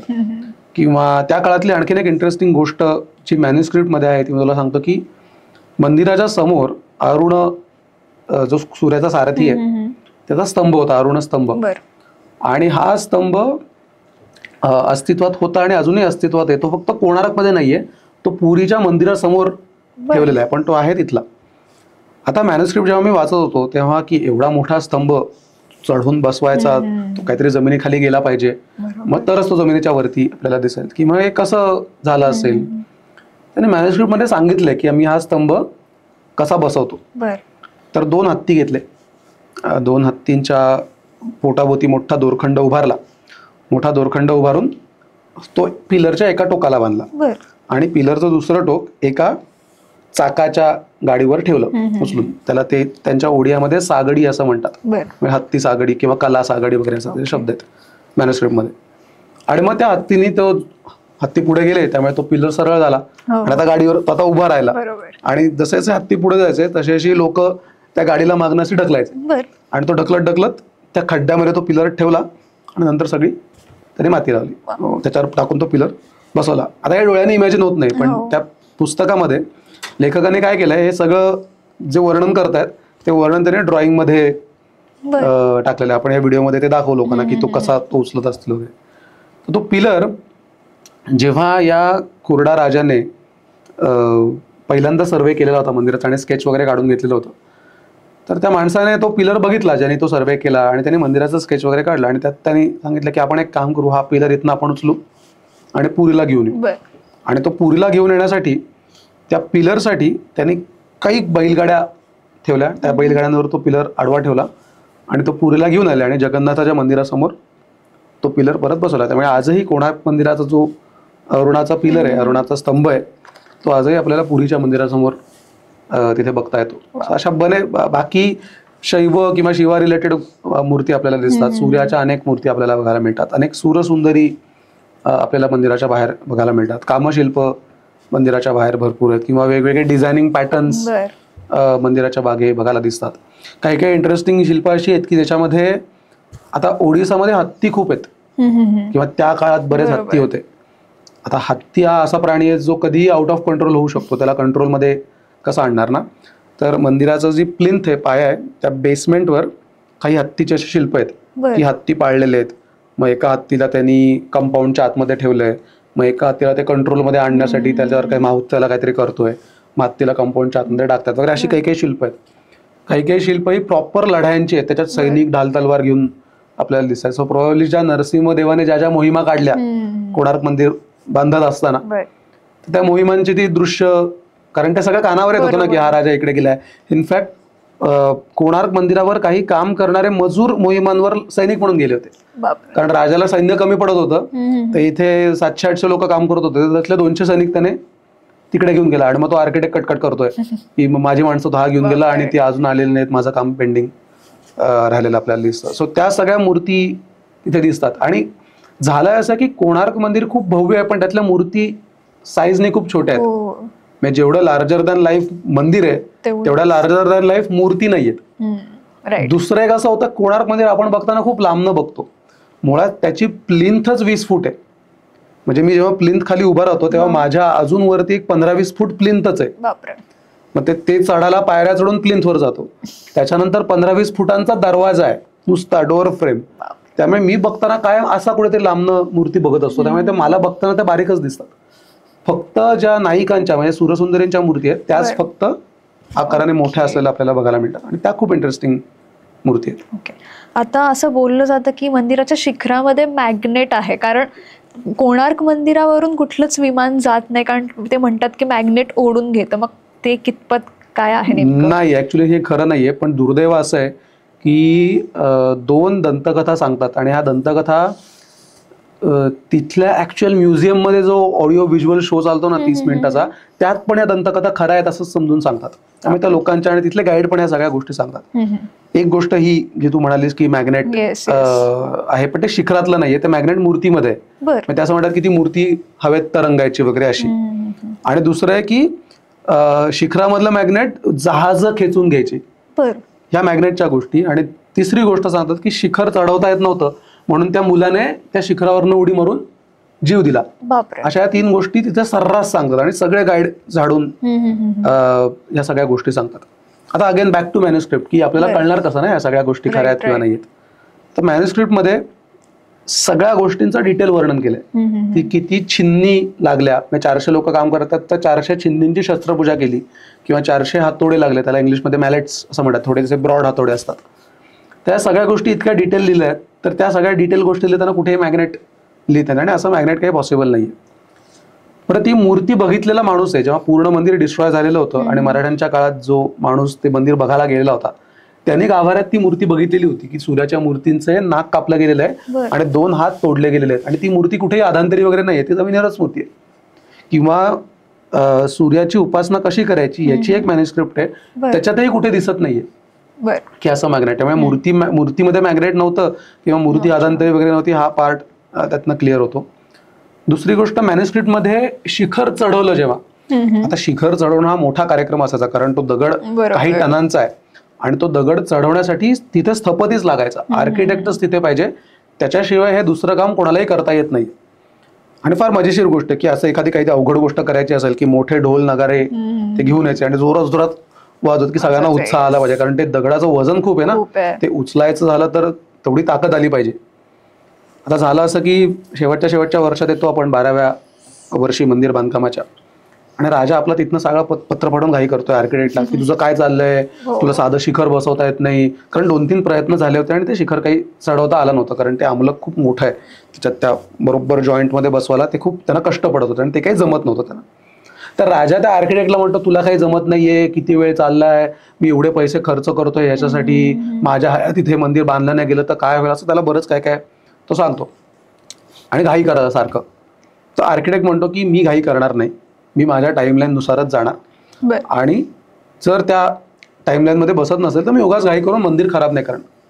आणि इकडे राजाने अनाउन्समेंट करून टाकली की मी या दिवशी मंदिराचं उद्घाटन करायला येणार आहे, आता तुम्ही बघा तुम्ही कसं तुम्ही मंदिर बांधताना काय करता. आर्किटेक्ट परत राजाला म्हणतो की नाही शक्य आहे, तुम्हाला सांगतोय मी काही वेडा नाहीये, जर माझ्याकडे अनुभव आहे म्हणून तुम्ही माझ्याकडे काम दिले आणि 12 वर्षात मी तुम्हाला दाखवलंय करून ते काम. राजा त्याला उलट धमकी देतो की तुला जर जमत नसेल तर माझ्याकडे आणखीन बरीच लोक आहेत जे हे काम करतील. हे 12 वर्ष काम केलेल्या माणसाला तो सांगतोय ठणकावून की तुला जर जमत नसेल तर सांग, मी बाकीच्या गावांमधनं स्थपती आणतो आणि त्यांच्याकडनं ते काम करून घेतो. आणि आर्किटेक्टने पण प्रांजळपणे कबुली दिली की मला जमत नाहीये, तुम्हाला वाटतंय दुसरं कोणी करू शकत असेल तर ते जरूर करा आणि तसं करा. मग ह्या स्थपतीच्या मुलाला जो त्याच्या हाताखाली शिकलेला असतो, तर शेवटी त्याला असं वाटतं ना शेवटी की आपल्या वडिलांना राजा एवढं बोलतायत आणि मग शेवटी आपल्या वडिलांना सोडून जर दुसऱ्या कोणी ते काम केलं तर अख्ख्या मंदिराचं क्रेडिट इव्हेंच्युअली त्या माणसाकडे जाईल की त्यांनी पूर्ण केलं मंदिर. तर हे होऊ नये म्हणून तो मुलगा येतो स्थपतीने आणि त्याला ती टेक्निक माहिती असते, पण वडील त्याला म्हणत असतात अरे ह्या टेक्निकनी ते होणार नाही. तो मुलगा म्हणाला मी टेम्पररीच बसवून देणार आहे, तसंही राजाला हवंय त्यामुळे आपण ते काम पूर्ण करतोय, त्याचं लोड बेरिंग किंवा ते शिखर व्यवस्थित बसलं जात नाहीये याची मला सुद्धा कल्पना आहे. स्थपती म्हटला ठीक आहे ॲज यू विश म्हणून तो मुलगा चढला वरती मंदिरावर चढून त्याने ते पुलीच्या सहाय्याने जसा तो दगड बसवायचा होता कलशाचा तो बसवला. पण तो बसवताना टेक्निकल फॉल्ट निर्माण झाला त्या मंदिरामध्ये आणि तो आर्किटेक्ट पण त्या अकाउंटिंग रेकॉर्डमध्ये तो म्हणतो की हे कायम टिकणारं असं बांधकाम झालेलं नाहीये. सो आणि मग बरेच जण मग तिथे ती गोष्ट सांगतात, ही गोष्ट जरूर सांगतात की मुलांनी वरती ते इन्स्टॉल केलं वगैरे आणि मग आपल्या वडिलांची चितू होऊ नये म्हणून तो उडी मारून जीव देतो. पण मॅन्युस्क्रिप्ट मध्ये सरळ सरळ स्पष्ट सांगितलंय की तो वरती गेला, त्याने ते बसवलं, तो परत उतरून खाली आला, वडिलांना सांगितलं की आता तुम्ही थांबा, आता मी आपल्या गावाला परत निघून जातो, माझं काम झालंय पण माझं नाव लागायचं काही कारणच नाहीये, तर तुम्हालाच ते क्रेडिट त्याचं मिळालं पाहिजे. म्हणून तो जिथनं आला होता तिकडे निघून गेला. म्हणजे कोणीही मंदिर नाही, पण शेवटी आता ही गोष्ट सांगितली नुसती की मुलगा आला चढून त्याने बसवलं आणि घरी निघून गेला, त्याच्यात फॅसिनेटिंग काहीच नाही. बरोबर, ही गोष्ट विकण्यासारखी गोष्ट नाहीये. मग सेलेबल गोष्ट कुठली तर अरे त्यांनी वर्ण जीव दिला, हा मग ते जरा लोक हळहळतात की बघा तो मुलगा आला तो एवढा वर चढला आणि त्यांनी वर्ण उडी दिली, मंदिरासाठी त्याने एवढं सगळ्या गोष्टी केल्या. पण त्याच्यामध्ये अगेन कुठेही शिखरामध्येही मॅग्नेट नाही किंवा त्या मॅग्नेटमुळे बोटी जवळून आदळतील वगैरे. आणि बरं ते एवढं किती मॅग्नेट, बरं बोटी लाकडातल्या बोटी सगळ्या, धातूच्या बोटी नव्हत्या, मग त्या कशा अडकणार वगैरे. त्यामुळे ह्या दंतकथा सगळ्या पसरल्या. कारण काय आहे, भारतातलं सगळ्यात उंच मंदिर बांधलं की लोकांना हे आमचं मंदिर असं, आणि मग असं असं केलं बरं का, हे असं झालं बरं का, आणि मग त्या 2च्या 4, 4च्या 8 अशा सगळ्या गोष्टी पसरत जातात. पण फॅसिनेटिंग गोष्ट अशी की या गोष्टी 800 वर्ष पसरतात. राईट. म्हणजे आत्ता नाही चालू झालेलं. बरोबर. या दंतकथा या तेव्हापासून पसरत पसरत पसरत लोकांच्या मनात ती स्मृती अजून आहे मंदिर बांधकामाची, की एवढं मोठं बांधकाम करताना केवढ्या गोष्टी घडल्या असतील. तर त्या गोष्टी अजूनही सगळीकडे पसरताना आपल्याला दिसतात. आता मंदिरात अशी चाक आहेत, बरीचशी चाक आहेत, मग त्याबद्दल म्हणजे काही वेगळं महत्व आहे किंवा त्याचा काही वेगळा अर्थ आहे का? आता कोणार्कचं मंदिर आहे ना, हा रथ आहे. हा चॅरियट आहे. आणि भारतात चॅरियट असलेली अनेक मंदिर आहेत. म्हणजे अगदी हम्पीचं विजय विठ्ठल, त्याचं पण आपल्याला गरुड रथ दिसतो. किंवा तामिळनाडूमध्ये करक कोविल नावाचा प्रकारच आहे की मंदिरांना चाकं असतात अनेक मंदिरांना. पण कोणार्क मंदिराची चाकं हे विशेष यासाठी आहे की कोणार्क मंदिर हे सूर्याला उद्देशून बांधलेलं मंदिर आहे. आता सूर्याचं जेव्हा आपण मूर्तिशास्त्र बघतो किंवा सूर्याची मूर्ती कशी आहे हे जेव्हा आपण बघतो, तेव्हा सूर्य कसा आहे, तर सूर्य 7 घोड्यांच्या रथामध्ये बसलेला आहे. अरुण त्याचा सारथी आहे. आणि ते 7 घोडे म्हणजे काही काही जण त्याला 7 वार म्हणतात, काही काही जण त्याला छंद म्हणतात, म्हणजे गायत्री, अनुष्टुप्ध हे सगळे छंदांची नाव आहेत. तर ते 7 घोडे किंवा त्याचे 7 किरण जे काही असेल, तर त्या 7 घोड्यांच्या रथामध्ये तू बसलाय. अरुण त्याचा सारथी आहे आणि तो त्या 7 घोड्यांमधनं संपूर्ण विश्वाची भ्रमण करतोय, असं त्या सूर्याच्या मूर्तीचं वैशिष्ट्य. आता हेच वैशिष्ट्य मला मंदिरामध्ये आणायचं. म्हणजे मला मंदिर हे सूर्याचा रथ आहे. म्हणजे मला सूर्याचं जे मूर्तिशास्त्र आहे किंवा सूर्याची जी आयकॉनोग्राफी आहे ही मला मंदिरात ट्रान्सलेट करायची. म्हणून मग त्या मंदिराला चाकं आली, 24 चाकं, 12 या बाजूला, 12 त्या बाजूला, अशी सगळी चाकं आली. आता चाकं गेल्यावर घोडे पण आले पाहिजेत, म्हणजे 7 घोडे पण आले. आणि मग त्या घोड्यांमध्ये पण एवढी गंमत की त्या मॅन्युस्क्रिप्टमध्ये की आता 7 घोडे असल्यावर इम्बॅलन्स तर राहणार ना, कुठेतरी 3 कुठेतरी 4. सो आयडियली एका सामान्य माणूस काय विचार करेल की 3 इकडे करतो, 3 इकडे करतो, 1 मध्ये करतो. आणि हा विचार बरं, स्थपतीने काय ठरवलं होतं, 4 आणि 3च करायचं. आगाऊपणा करून 1 मध्ये कोरायचा नाही, 4 आणि 3 हे फायनल ठरलेलं होतं सुरुवातीलाच. आणि राजाला प्रत्येक जुन्या मंदिरांमध्ये पद्धत अशी होती, अनेक आपल्याला सापडतं की छोटंसं मंदिराचं मिनिएचर करायचं. आता राजा म्हणेल चायला मी एवढे पैसे टाकतोय आणि एंड प्रोडक्ट काहीतरी वेगळंच येईल, तर ते एंड प्रोडक्ट वेगळं येऊ नये म्हणून सुरुवातीला एक छोटंसं त्याचं मिनिएचर रूप तयार करायचं दगडी. राजाला ते प्रेझेंट केलं जातं की बाबा तुमचं मंदिर हे असं असं होणार आहे. आणि अशी छोटी छोटी मिनिएचर्स आपल्याला महाबोधी मंदिर वगैरे बरीच सापडतात. त्यामुळे ही कॉमन प्रॅक्टिस होती. तर तेव्हा ठरलं असणार ऑब्व्हियसली की 4 इकडे असणार आहेत, 3 इकडे असणार आहेत, आणि हे फायनल याच्यात कुठलाही बदल करू शकत नाही. आता जेव्हा घोडे बसवायची वेळ आलेली होती, रथाच्या समोर घोडे 7 घोडे आहेत, तर फायनल आहे, तर तिथला कुठला तरी एक त्या आर्किटेक्टच्या हाताखाली काम करणारा एक, आणि त्याची पोस्ट बऱ्यापैकी वरची होती, तर त्यांनी हे टुमणं काढलं तिथे की नाही हे 4 आणि 3 एकच दिसतंय, बरोबर नाही दिसत, डोळ्याने बघताना पण बघा ना, इकडे 4 आहेत इकडे 3 आहेत, ते इम्बॅलन्स वाटतोय ना. आणि हा आर्किटेक्ट कडे तो घेऊन गेला की आपण एक काम करू, ती सगळं आधी ठरलं असेल पण 3 आणि 3 पाहिजे आणि 1 मध्ये हे असंच पाहिजे, असं आमचं सगळ्यांचं मत आहे. हे त्यांनी एकट्याने काहीतरी तो आवाज सगळा उठवला.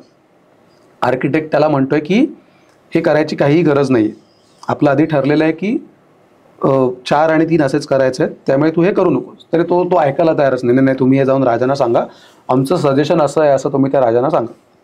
तर तो म्हणाला की मी सांगणार नाही, तुला सांगायचं असलं तर तू जाऊन सांग. म्हणाला ठीक आहे, तुम्ही नसेल सांगणार तर मी जाऊन सांगतो. राजाकडे गेला, आगाऊपणे त्यांनी ते सगळं सांगितलं की स्थपती असे म्हणतात तुमचे की 4 आणि 3 करायचे, पण माझं असं मत आहे हे चांगलं दिसणार नाही, 3 आणि 3 आणि 1 असं आपण करूया. तर राजा त्याच्यावर चिडला. राजा त्याला म्हणाला तुला बुद्धी लावायला कोणी सांगितलं, जर आमचं दोघांचं आधी ठरलेलं आहे तर तू ह्या सगळ्यामध्ये स्वतःची बुद्धी लावून तिकडे तू काम खोळंबलेलं आहे, सगळ्यांचा तू वेळ वाया घालवलास. जर आमचं आधी ठरलेलं आहे, जर स्थपती हा प्रमुख माणूस आहे तर त्याच्यात तुझं डोकं लावायची काही गरज नव्हती, आणि हे तू डोकं लावलंस म्हणून त्याच्याबद्दल आम्ही तुला दंड ठोठावतो. म्हणून त्याला शिक्षा दिली की तुझं डोकं लावणं तुझं कामच नाही ना, मग कोणी सांगितलं.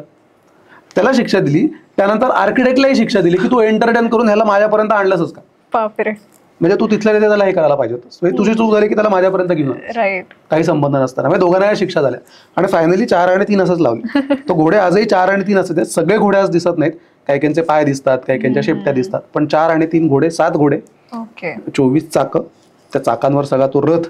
आणि आता सारथी पण पाहिजे, मगाशी जो मी अरुण स्तंभ म्हटलो, तो अरुण हा सूर्याचा झाला सारथी, जो आता तिथे दिसत आपल्याला नाही. सो असं सगळं तो सूर्याचा रथ आपल्याला दिसतो. आणि ती चाकं इतकी सुंदर कोरलेली आहेत, त्या प्रत्येक चाकांवर चाकांच्या ज्या आऱ्या आहेत त्या आऱ्यांवर देखील गोलामध्ये छोट्या छोट्या मूर्ती आपल्याला दिसतात. त्यामुळे ते नुसतंच चाक कोरायचे म्हणून कोरलेलं चाक नाहीये.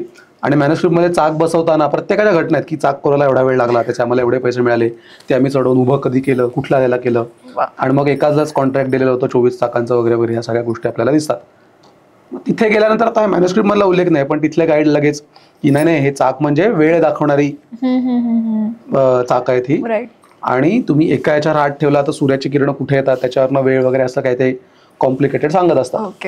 कदाचित तसं असेलही, पण ते सगळ्या चाकांवर होत नाही, ते एकाच चाकावर होतं. मग करायचं तर एकाच चाकावर का केलं, बाकी सगळ्या चाकांवर पण करायला पाहिजे होतं, हा सगळा त्याच्यामध्ये प्रश्न येतो. पण ती चाकं आजही छान दिसतात.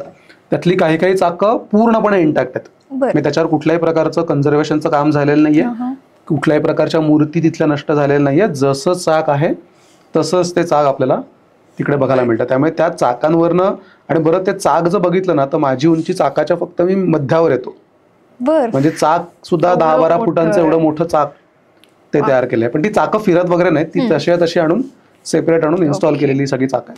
तर असं मंदिरावर चाक तमिळनाडूमध्ये खूप दिसतं, करक कोविल त्याला म्हणतात. अनेक मंदिरांमध्ये अशी चाक आहेत तमिळनाडू मधल्या. पण अदर दॅन तमिळनाडू अशा प्रकारचं रथ दिसणं आणि त्या सूर्याच्या आयकॉनोग्राफीलाच त्या मंदिरामध्ये इन्कॉर्पोरेट करणं, हे एक कोणार्कचं युनिक गोष्ट आहे. आता तू एवढं सांगितलं तर कोणार्क मंदिरच डोळ्यासमोर उभं राहिलं.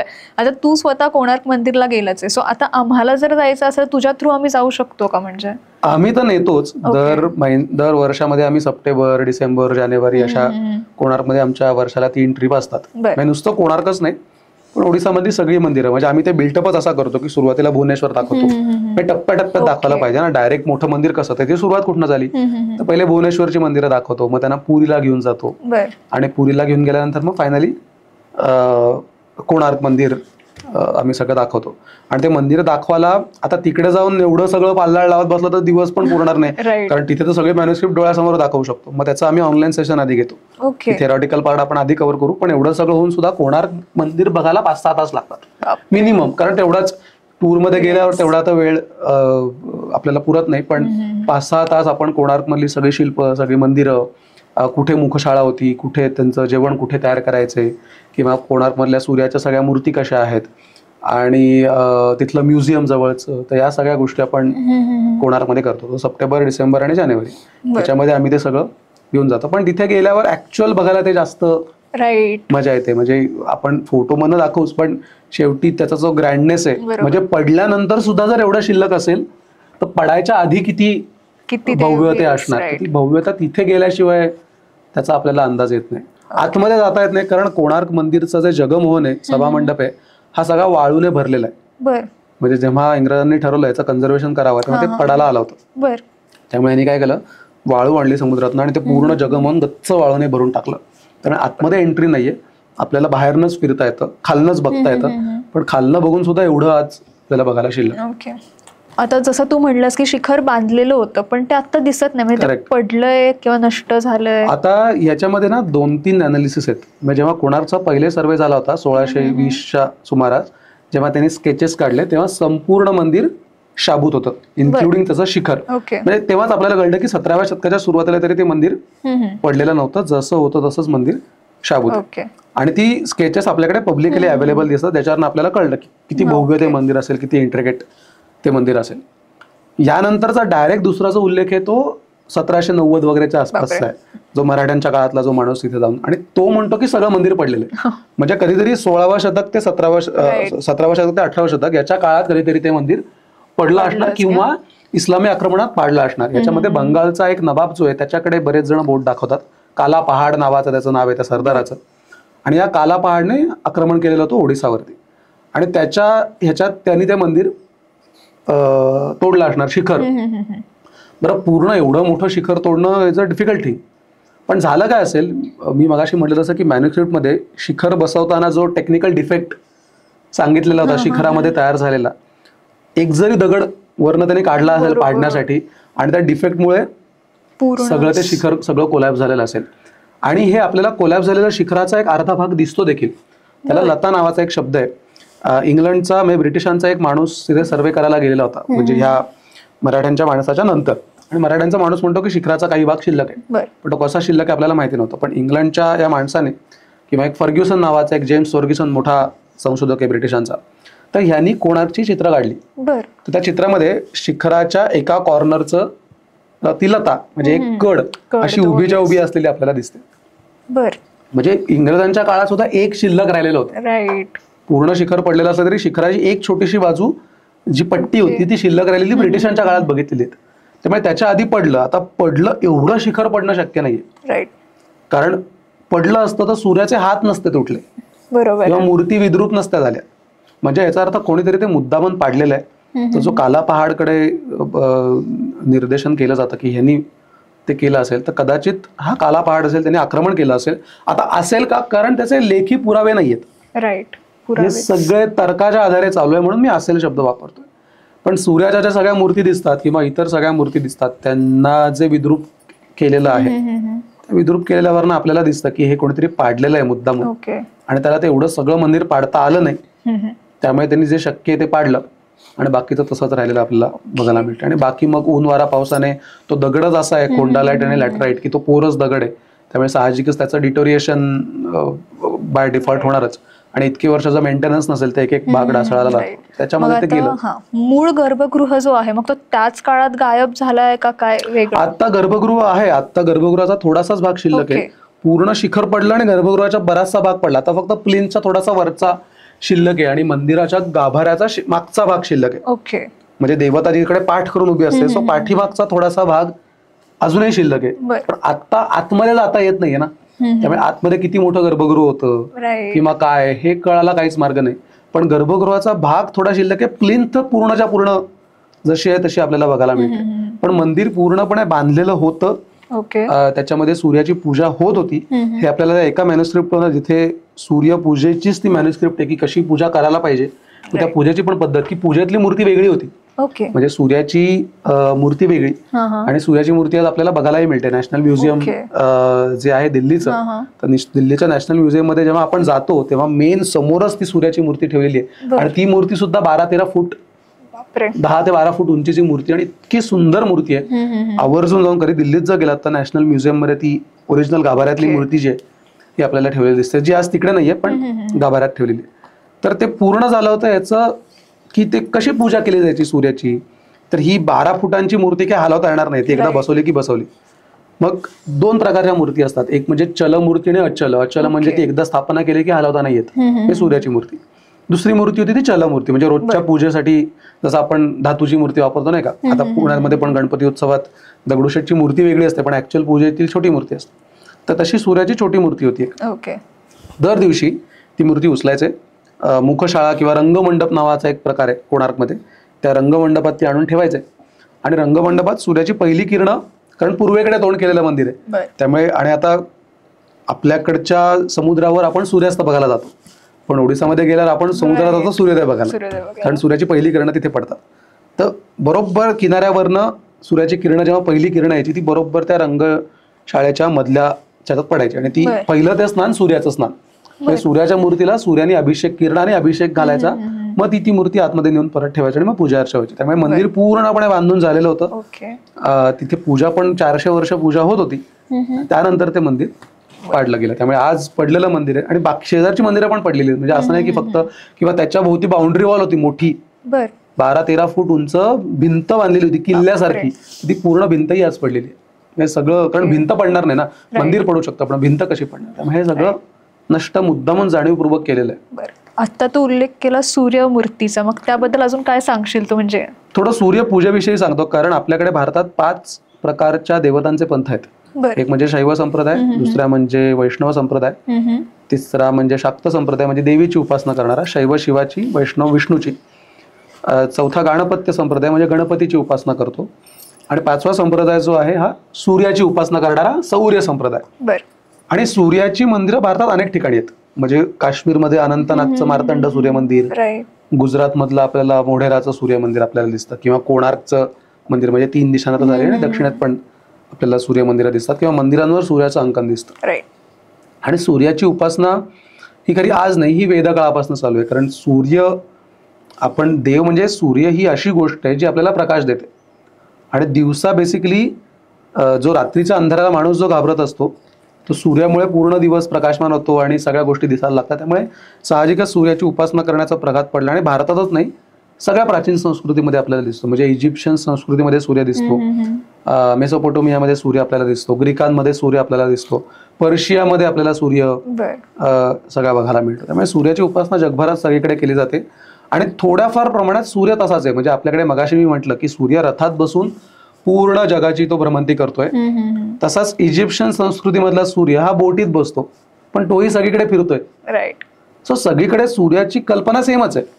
थोड्याफार प्रमाणात मूर्तींमधला बदल किंवा त्या डिस्क्रिप्शन मध्ये बदल आहे, पण ओव्हरऑल कन्सेप्च्युअल लेवलला कुठे ना कुठे सिमिलॅरिटीज आपल्याला दिसतात.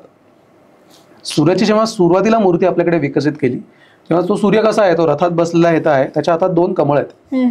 ठीक आहे. त्याच्या अंगावरती कवच कुंडल आहेत. म्हणजे बृहत संहितेमध्ये 7व्या शतकातला ग्रंथ आहे, त्याच्यामध्ये सूर्याचं वर्णन आलंय की तो कमळ घेऊन उभा आहे आणि त्याच्या पायामध्ये बूट आहेत. बूट, हा, गमबूट कसा आपण घालतो, पावसाळा आला की गुडघ्याच्या जस्ट खाली असतात, अशा प्रकारचे गमबूट सूर्याच्या मूर्तींमध्ये दिसतात. किंवा अंगावर त्याच्या कवच कुंडल आहेत पूर्ण, असा सूर्य दाखवला पाहिजे असं मूर्तीशास्त्रातलं वर्णन त्याचं. कोणार्क मधल्या ज्या सूर्याच्या मूर्ती आहेत ना, त्याच्यावरती हे बूट इतक्या स्पष्ट दिसतात. आणि मग ती मूर्ती अशी आहे की ती मूर्ती कमरेपासून वरती त्याच्या अंगावर वस्त्र नाहीत, सगळे दागिने सगळे परिधान केलेले आहेत. त्यांच्या हातामध्ये 2 कमळ आहेत का तर आहेत. तो रथात बसलाय का तर रथात बसलेला आपल्याला दिसतो. त्याच्या शेजारी उषा आणि प्रत्युषा दिसतात, ज्या 2 हातामध्ये धनुष्य बाण घेऊन दोन्हीकडे त्या बाण मारतात, म्हणजे अंधार दूर करतात असा तो एक. आणि त्याचं एक वस्त्र जे आहे ते गुडघ्याच्या जस्ट वरती आहे, धोतर नेसले ते जस्ट गुडघ्याच्या वरती आहे. मध्ये आपल्याला गुडघ्याची वाटी दिसते आणि वाटीच्या खाली बरोबर आपल्याला पूर्णपणे पायात. त्यामुळे सूर्याची पायाची बोटं कधीच दिसत नाही, कारण संपूर्ण बूट घातलेले. तर देवतांना चप्पल घालणं इथपर्यंत मी समजू शकतो, अशा चप्पला आपल्याकडे देवतांच्या मूर्तींमध्ये आहेत, किंवा आभूषण घालणं इथपर्यंत ठीक आहे. परंतु या सूर्याच्या मूर्तींना अशा प्रकारचे बूट घेणं, तर हे कुठे ना कुठे इराणमधनं आपल्याकडे आलं. पर्शियन कल्चरमध्ये सूर्याची उपासना होत होती आणि तिथे सूर्याचं अशा प्रकारचं अंकन केलं जायचं. तर जेव्हा हे सगळे ट्रेडर्स, मर्चंट लोक हे व्यापारासाठी इकडून तिकडे जायचे, तेव्हा कधीतरी त्यांनी घेऊन येताना सूर्याची मूर्ती त्यांच्या देशातली ते घेऊन आले असतील. आणि मग भारतात येताना त्यांनी सांगितलं असेल की आमच्याकडे सूर्याची उपासना अशा प्रकारे केली जाते. आणि आता ते म्हणाले असेल की अरे आमच्याकडे पण आम्ही सूर्याची उपासना करतो, पण पायात बूट नाही आहेत. त्यामुळे तिकडचे म्हणाले की अरे आमच्याकडच्या सूर्य अशा प्रकारे दाखवतात. मग त्याला काही काही गोष्टी जोडल्या, त्या गोष्टींच्या खोलात मी काय आता जात नाही. पण कोणार्क मधली सूर्याची मूर्ती अशा प्रकारची, म्हणजे मूळ मूर्ती जी आपल्याला नॅशनल म्युझियम मध्ये दिसते त्याचं ते छान बूट दिसतात आणि ती इतकी सुंदर मूर्ती आहे. ती त्याला पार्श्व देवता असा शब्द वापरले. म्हणजे ऍक्च्युली कागदपत्रांमध्ये मॅन्युस्क्रिप्ट मध्ये कोणार्क हे नाव नाहीये मंदिराचं, पद्मकेसर असं नाव आहे मंदिराचं. खूप सुंदर नाव आहे पद्मकेसर, तर ते नाव आपल्याला दिसतं. आणि त्याला पार्श्व देवता असं म्हणतात सूर्याच्या मूर्तींना. तर 3 प्रमुख देवता त्यांनी दाखवल्यात. म्हणजे सूर्याची नॉर्मल मूर्ती तर दाखवलीच आहे पूजेतली किंवा गर्भगृहातली, पण इतर ज्या 3 मूर्ती आहेत त्या मूर्ती अशा आहेत की त्यांनी कल्पना केली की पहाटेचा किंवा सकाळचा कोवळ्या उन्हातला सूर्य, मध्यान्नीचा सूर्य 12 वाजताचा, आणि संध्याकाळी अस्ताला जातो तो सूर्य. आजही बघितलं तर सूर्य प्रत्येक वेळेला वेगवेगळा दिसतो. म्हणजे सनराईजच्या वेळेला सूर्य कोवळा असतो, आपण त्याकडे डायरेक्ट बघू शकतो तरी त्रास होत नाही. सकाळचा दुपारचा सूर्य एकदम तळपता असतो, आपल्याला चटके सहन नाही होत. आणि संध्याकाळचा एकदम शांत असतो. तर त्याने इमॅजिन करताना असं केलं की सुरुवातीचा कोवळा जो सूर्य असेल त्याला त्यांनी मुकुट नाही दाखवलाय, तो तरुण मुलगा दाखवलाय. तो नुकताच वरती आलाय ना, त्यामुळे तो तेवढा दाहक नाहीये. त्यामुळे त्याच्या डोक्यावर मुकुट नाही, त्याला शेंडी आहे, लहान मुलासारखा त्याचा चेहरा आहे. बाकी सगळं सेम आहे, तो रथात वगैरे बसलाय. दुपारचा सूर्य हा राजासारखा दाखवलाय, तो नारायण आहे. तो त्याला एक उपमा नारायणाची म्हणजे विष्णूची उपमा आहे, कारण तो प्रजेचं पालन करतो. त्याच्यामुळे आज आपण सूर्यामुळे आपण आज पृथ्वी व्यवस्थित चालू आहे. त्यामुळे त्याला मुकुट बिकुट सगळं राजासारखं त्याचं रूप दाखवलंय. आणि जो अस्ताला जाणारा सूर्य आहे तो आता दमलेला आहे सगळा दिवसभर एवढा प्रवास करून, म्हणून तो घोड्यावर आता बसलाय.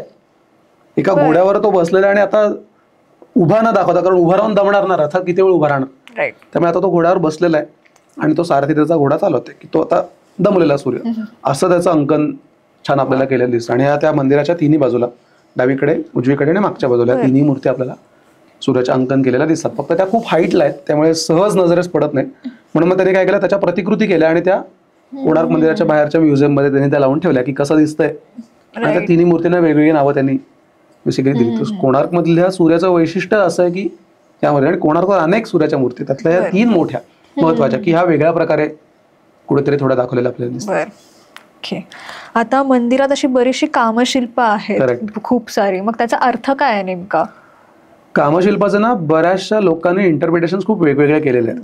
ओके. त्यातलं एक सगळ्यात जास्त केलेलं इंटरप्रिटेशन म्हणजे तो सेक्शुअल एज्युकेशनचा भाग होता, की पूर्वीच्या काळात लोकांना कसं समजवणार ना या गोष्टी, त्याच्यासाठी म्हणून ते मंदिरांवर केलेले असायचे. त्यातला हा एक त्याच्यातला भाग म्हणून, आणि हे बऱ्याच लोकांनी असं सगळं म्हणणं मांडलं.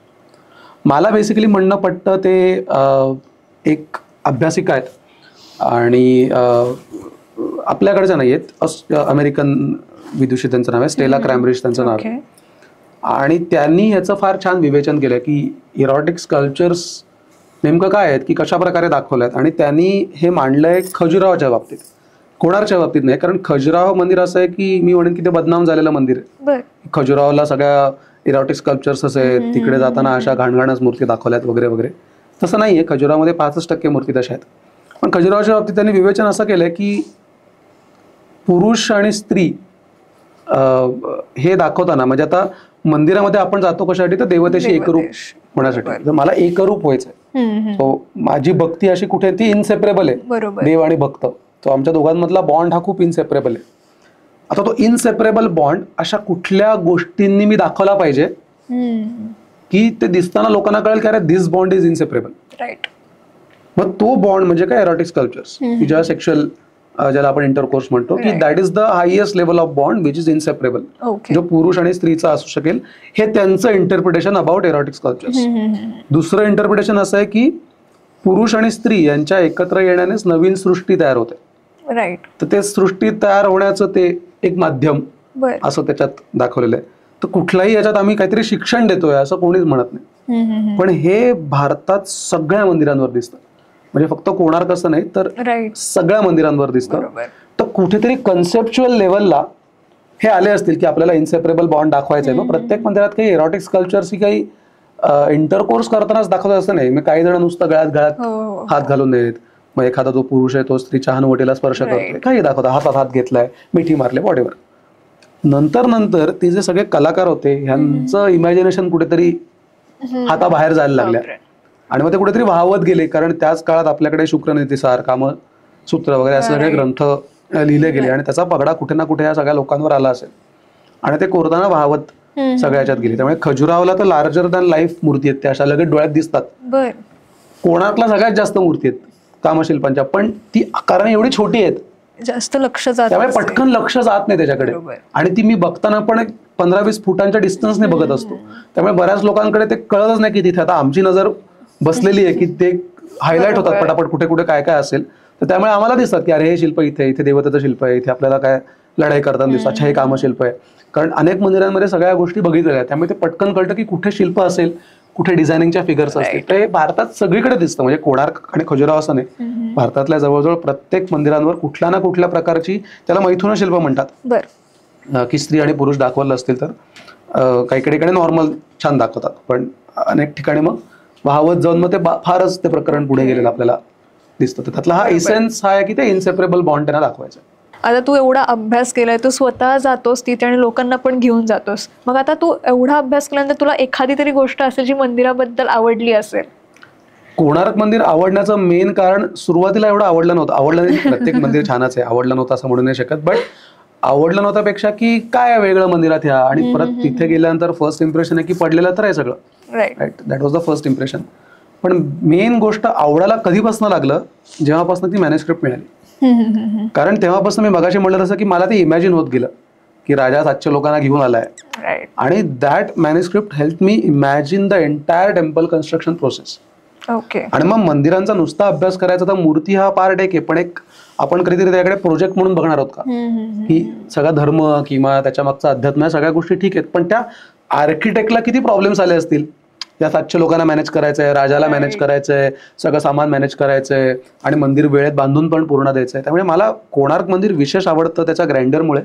आणि दुसरी गोष्ट, ज्या लेवल ऑफ डेडिकेशननी या सगळ्या लोकांनी काम केलंय, आणि ती लेवल ऑफ डेडिकेशन आपल्याला या सगळ्या मॅन्युस्क्रिप्ट मधनं आपल्याकडे दिसतंय की लोक रोज कसं काम करतायत, त्यांना कसे पैसे मिळत आहेत, काय काय बांधलं जातं, किती वेळ लागतोय, किती कष्ट पडलेत त्यांना या सगळ्या गोष्टी तयार करताना, आणि तरी सुद्धा तेवढ्याच डेडिकेशनने त्यांनी हे सगळं तयार केलेलं आहे. तर मला एक गोष्ट स्थापत्यापेक्षा मला त्या लोकांचं डेडिकेशन 1000 लोकांचं आवडतं, की 1000 लोक सलग 12 वर्ष कुठेतरी एकाच मॅग्नेट्यूडने, एकाच विजनने काम करतायत, आणि ते विजनने काम करता करता त्यांनी जे अद्भुत काहीतरी तयार करून ठेवलं. आज आपल्या नोटेवर कोणार्कचं चाक आलेलं आहे, त्यामुळे सरकारलाही त्याचं काय महत्व आहे डेफिनेटली माहिती आहे. आपल्याकडचं दुर्दैव असं आहे की कोणार्क मंदिर एवढं सगळं असताना की तिथे पर्यटक जरूर येतात, पण जेवढी गर्दी अपेक्षित आहे भुवनेश्वरमध्ये किंवा कोणार्कमध्ये तेवढी गर्दी तिथे येत नाहीये. तर माझ्यामध्ये सगळं आवडलं वगैरे ठीक आहे, पण आपला हा एक या सगळ्यासाठी खरं तर तुमच्या चॅनलचं अभिनंदन यासाठी की एका मंदिरावर अशा प्रकारचा पॉडकास्ट घेणं, कारण एक मंदिर लोकांना ऐकायला कंटाळा येतो, पण त्याच्यात इंटरेस्टिंग गोष्टी एवढ्या आहेत. तर आपण अशाच इंटरेस्टिंग गोष्टी घेऊन जेव्हा ही मंदिरं बघतो तेव्हा ती जास्त रिलेट माझ्या मते होतात. त्यामुळे मला कोणार्कशी जास्त रिलेट करता येतं त्या मॅन्युस्क्रिप्टमुळे. So that's the highlighting point कोणार्कचा, की we can relate to that temple, की लोकांना कशा हार्डशिप्स होत्या, काय प्रकारची कामं ते करत होती, त्या केवळ एका मॅन्युस्क्रिप्टमुळे. सो विदाऊट मॅन्युस्क्रिप्ट कोणार्क केवळ भव्य असलेलं मंदिर आहे, त्याच्यावरती चाकं, सूर्याच्या मूर्ती एवढंच आहे. पण with manuscript you become a part of that actual process. 12 वर्षांचा प्रवास तुम्ही त्याच्यातनं करत जाता आणि अनुभवत जाता की कसं ते मंदिर हळूहळू बांधत बांधत पूर्ण केलं. आता आपण एवढ्या मंदिराबद्दल बोललो, पूर्ण पॉडकास्टच आपला कोणार्क मंदिरावर झालाय. सो ओव्हरऑल तुला आपल्या चॅनल बद्दल काय वाटतं, म्हणजे आम्ही संस्कृती लोकांसमोर मांडतोय? एक तक्रार ना आम्ही सतत ऐकत असतो जेव्हा आम्ही वॉक्स घेतो, की तरुण मुलांना काही फार वाटत नाही, वेस्टर्न कल्चरकडे सगळे लोक झुकलेले आहेत, असेच कपडे घालतात आणि पूजा बिजा करत नाहीत वगैरे वगैरे. तर अशा सगळ्या लोकांना ही दिलेली चपराक आहे असं मला वाटतं, की तरुण मुलांनी एकत्र येऊन, कारण मला माहिती आहे की तुमची सगळी टीम सगळी यंग टीम आहे, त्यामुळे असं काहीतरी येऊन भारतातल्या अशा काहीतरी गोष्टी ज्या लोकांपर्यंत सहजरित्या पोहोचलेल्या नाहीयेत, तर त्या गोष्टी पोहोचवणं, आणि त्याच्यामध्ये अनेक वाद नाही म्हणणार पण अनेक मतभेद येऊ शकतात, किंवा कमेंट्समध्ये तुम्हालाही जाणवत असेल की अरे हे काय असं नाही, असं पाहिजे, मतभेद लोकांचे ओपिनियन्स, कारण संस्कृती म्हटलं की कुठेतरी भावना त्याच्यात जोडलेल्या असतात. पण ह्या सगळ्या भावनांना बाजूला ठेवून जो ऍक्च्युअल इतिहास लोकांपर्यंत पोहोचतोय, आणि जे सोशल मीडियाचं माध्यम दोन्ही प्रकारे वापरता येतं, चांगल्या प्रकारे आणि वाईट प्रकारे, तर ते माध्यम चांगल्या प्रकारे वापरलं जात आहे आणि कुठेतरी आपली संस्कृती लोकांपर्यंत पोहोचवण्यासाठी वापरलं जात आहे. तर माझ्या मते हा I guess one of the biggest plus point चॅनलचा, की डेडिकेटेड ह्याच विषयाला धरून ते तयार केलेलं चॅनल, आणि कुठेही अशी भेळ झालेली नाही की सगळ्याच गोष्टी चॅनलवर सुरू आहेत. सो त्याच्यासाठी कॉंग्रॅच्युलेशन तुम्हाला. धन्यवाद. आता तू आलास त्याबद्दल खरंच खूप धन्यवाद, आणि आय होप प्रेक्षकांना ही माहिती आवडलीच असेल.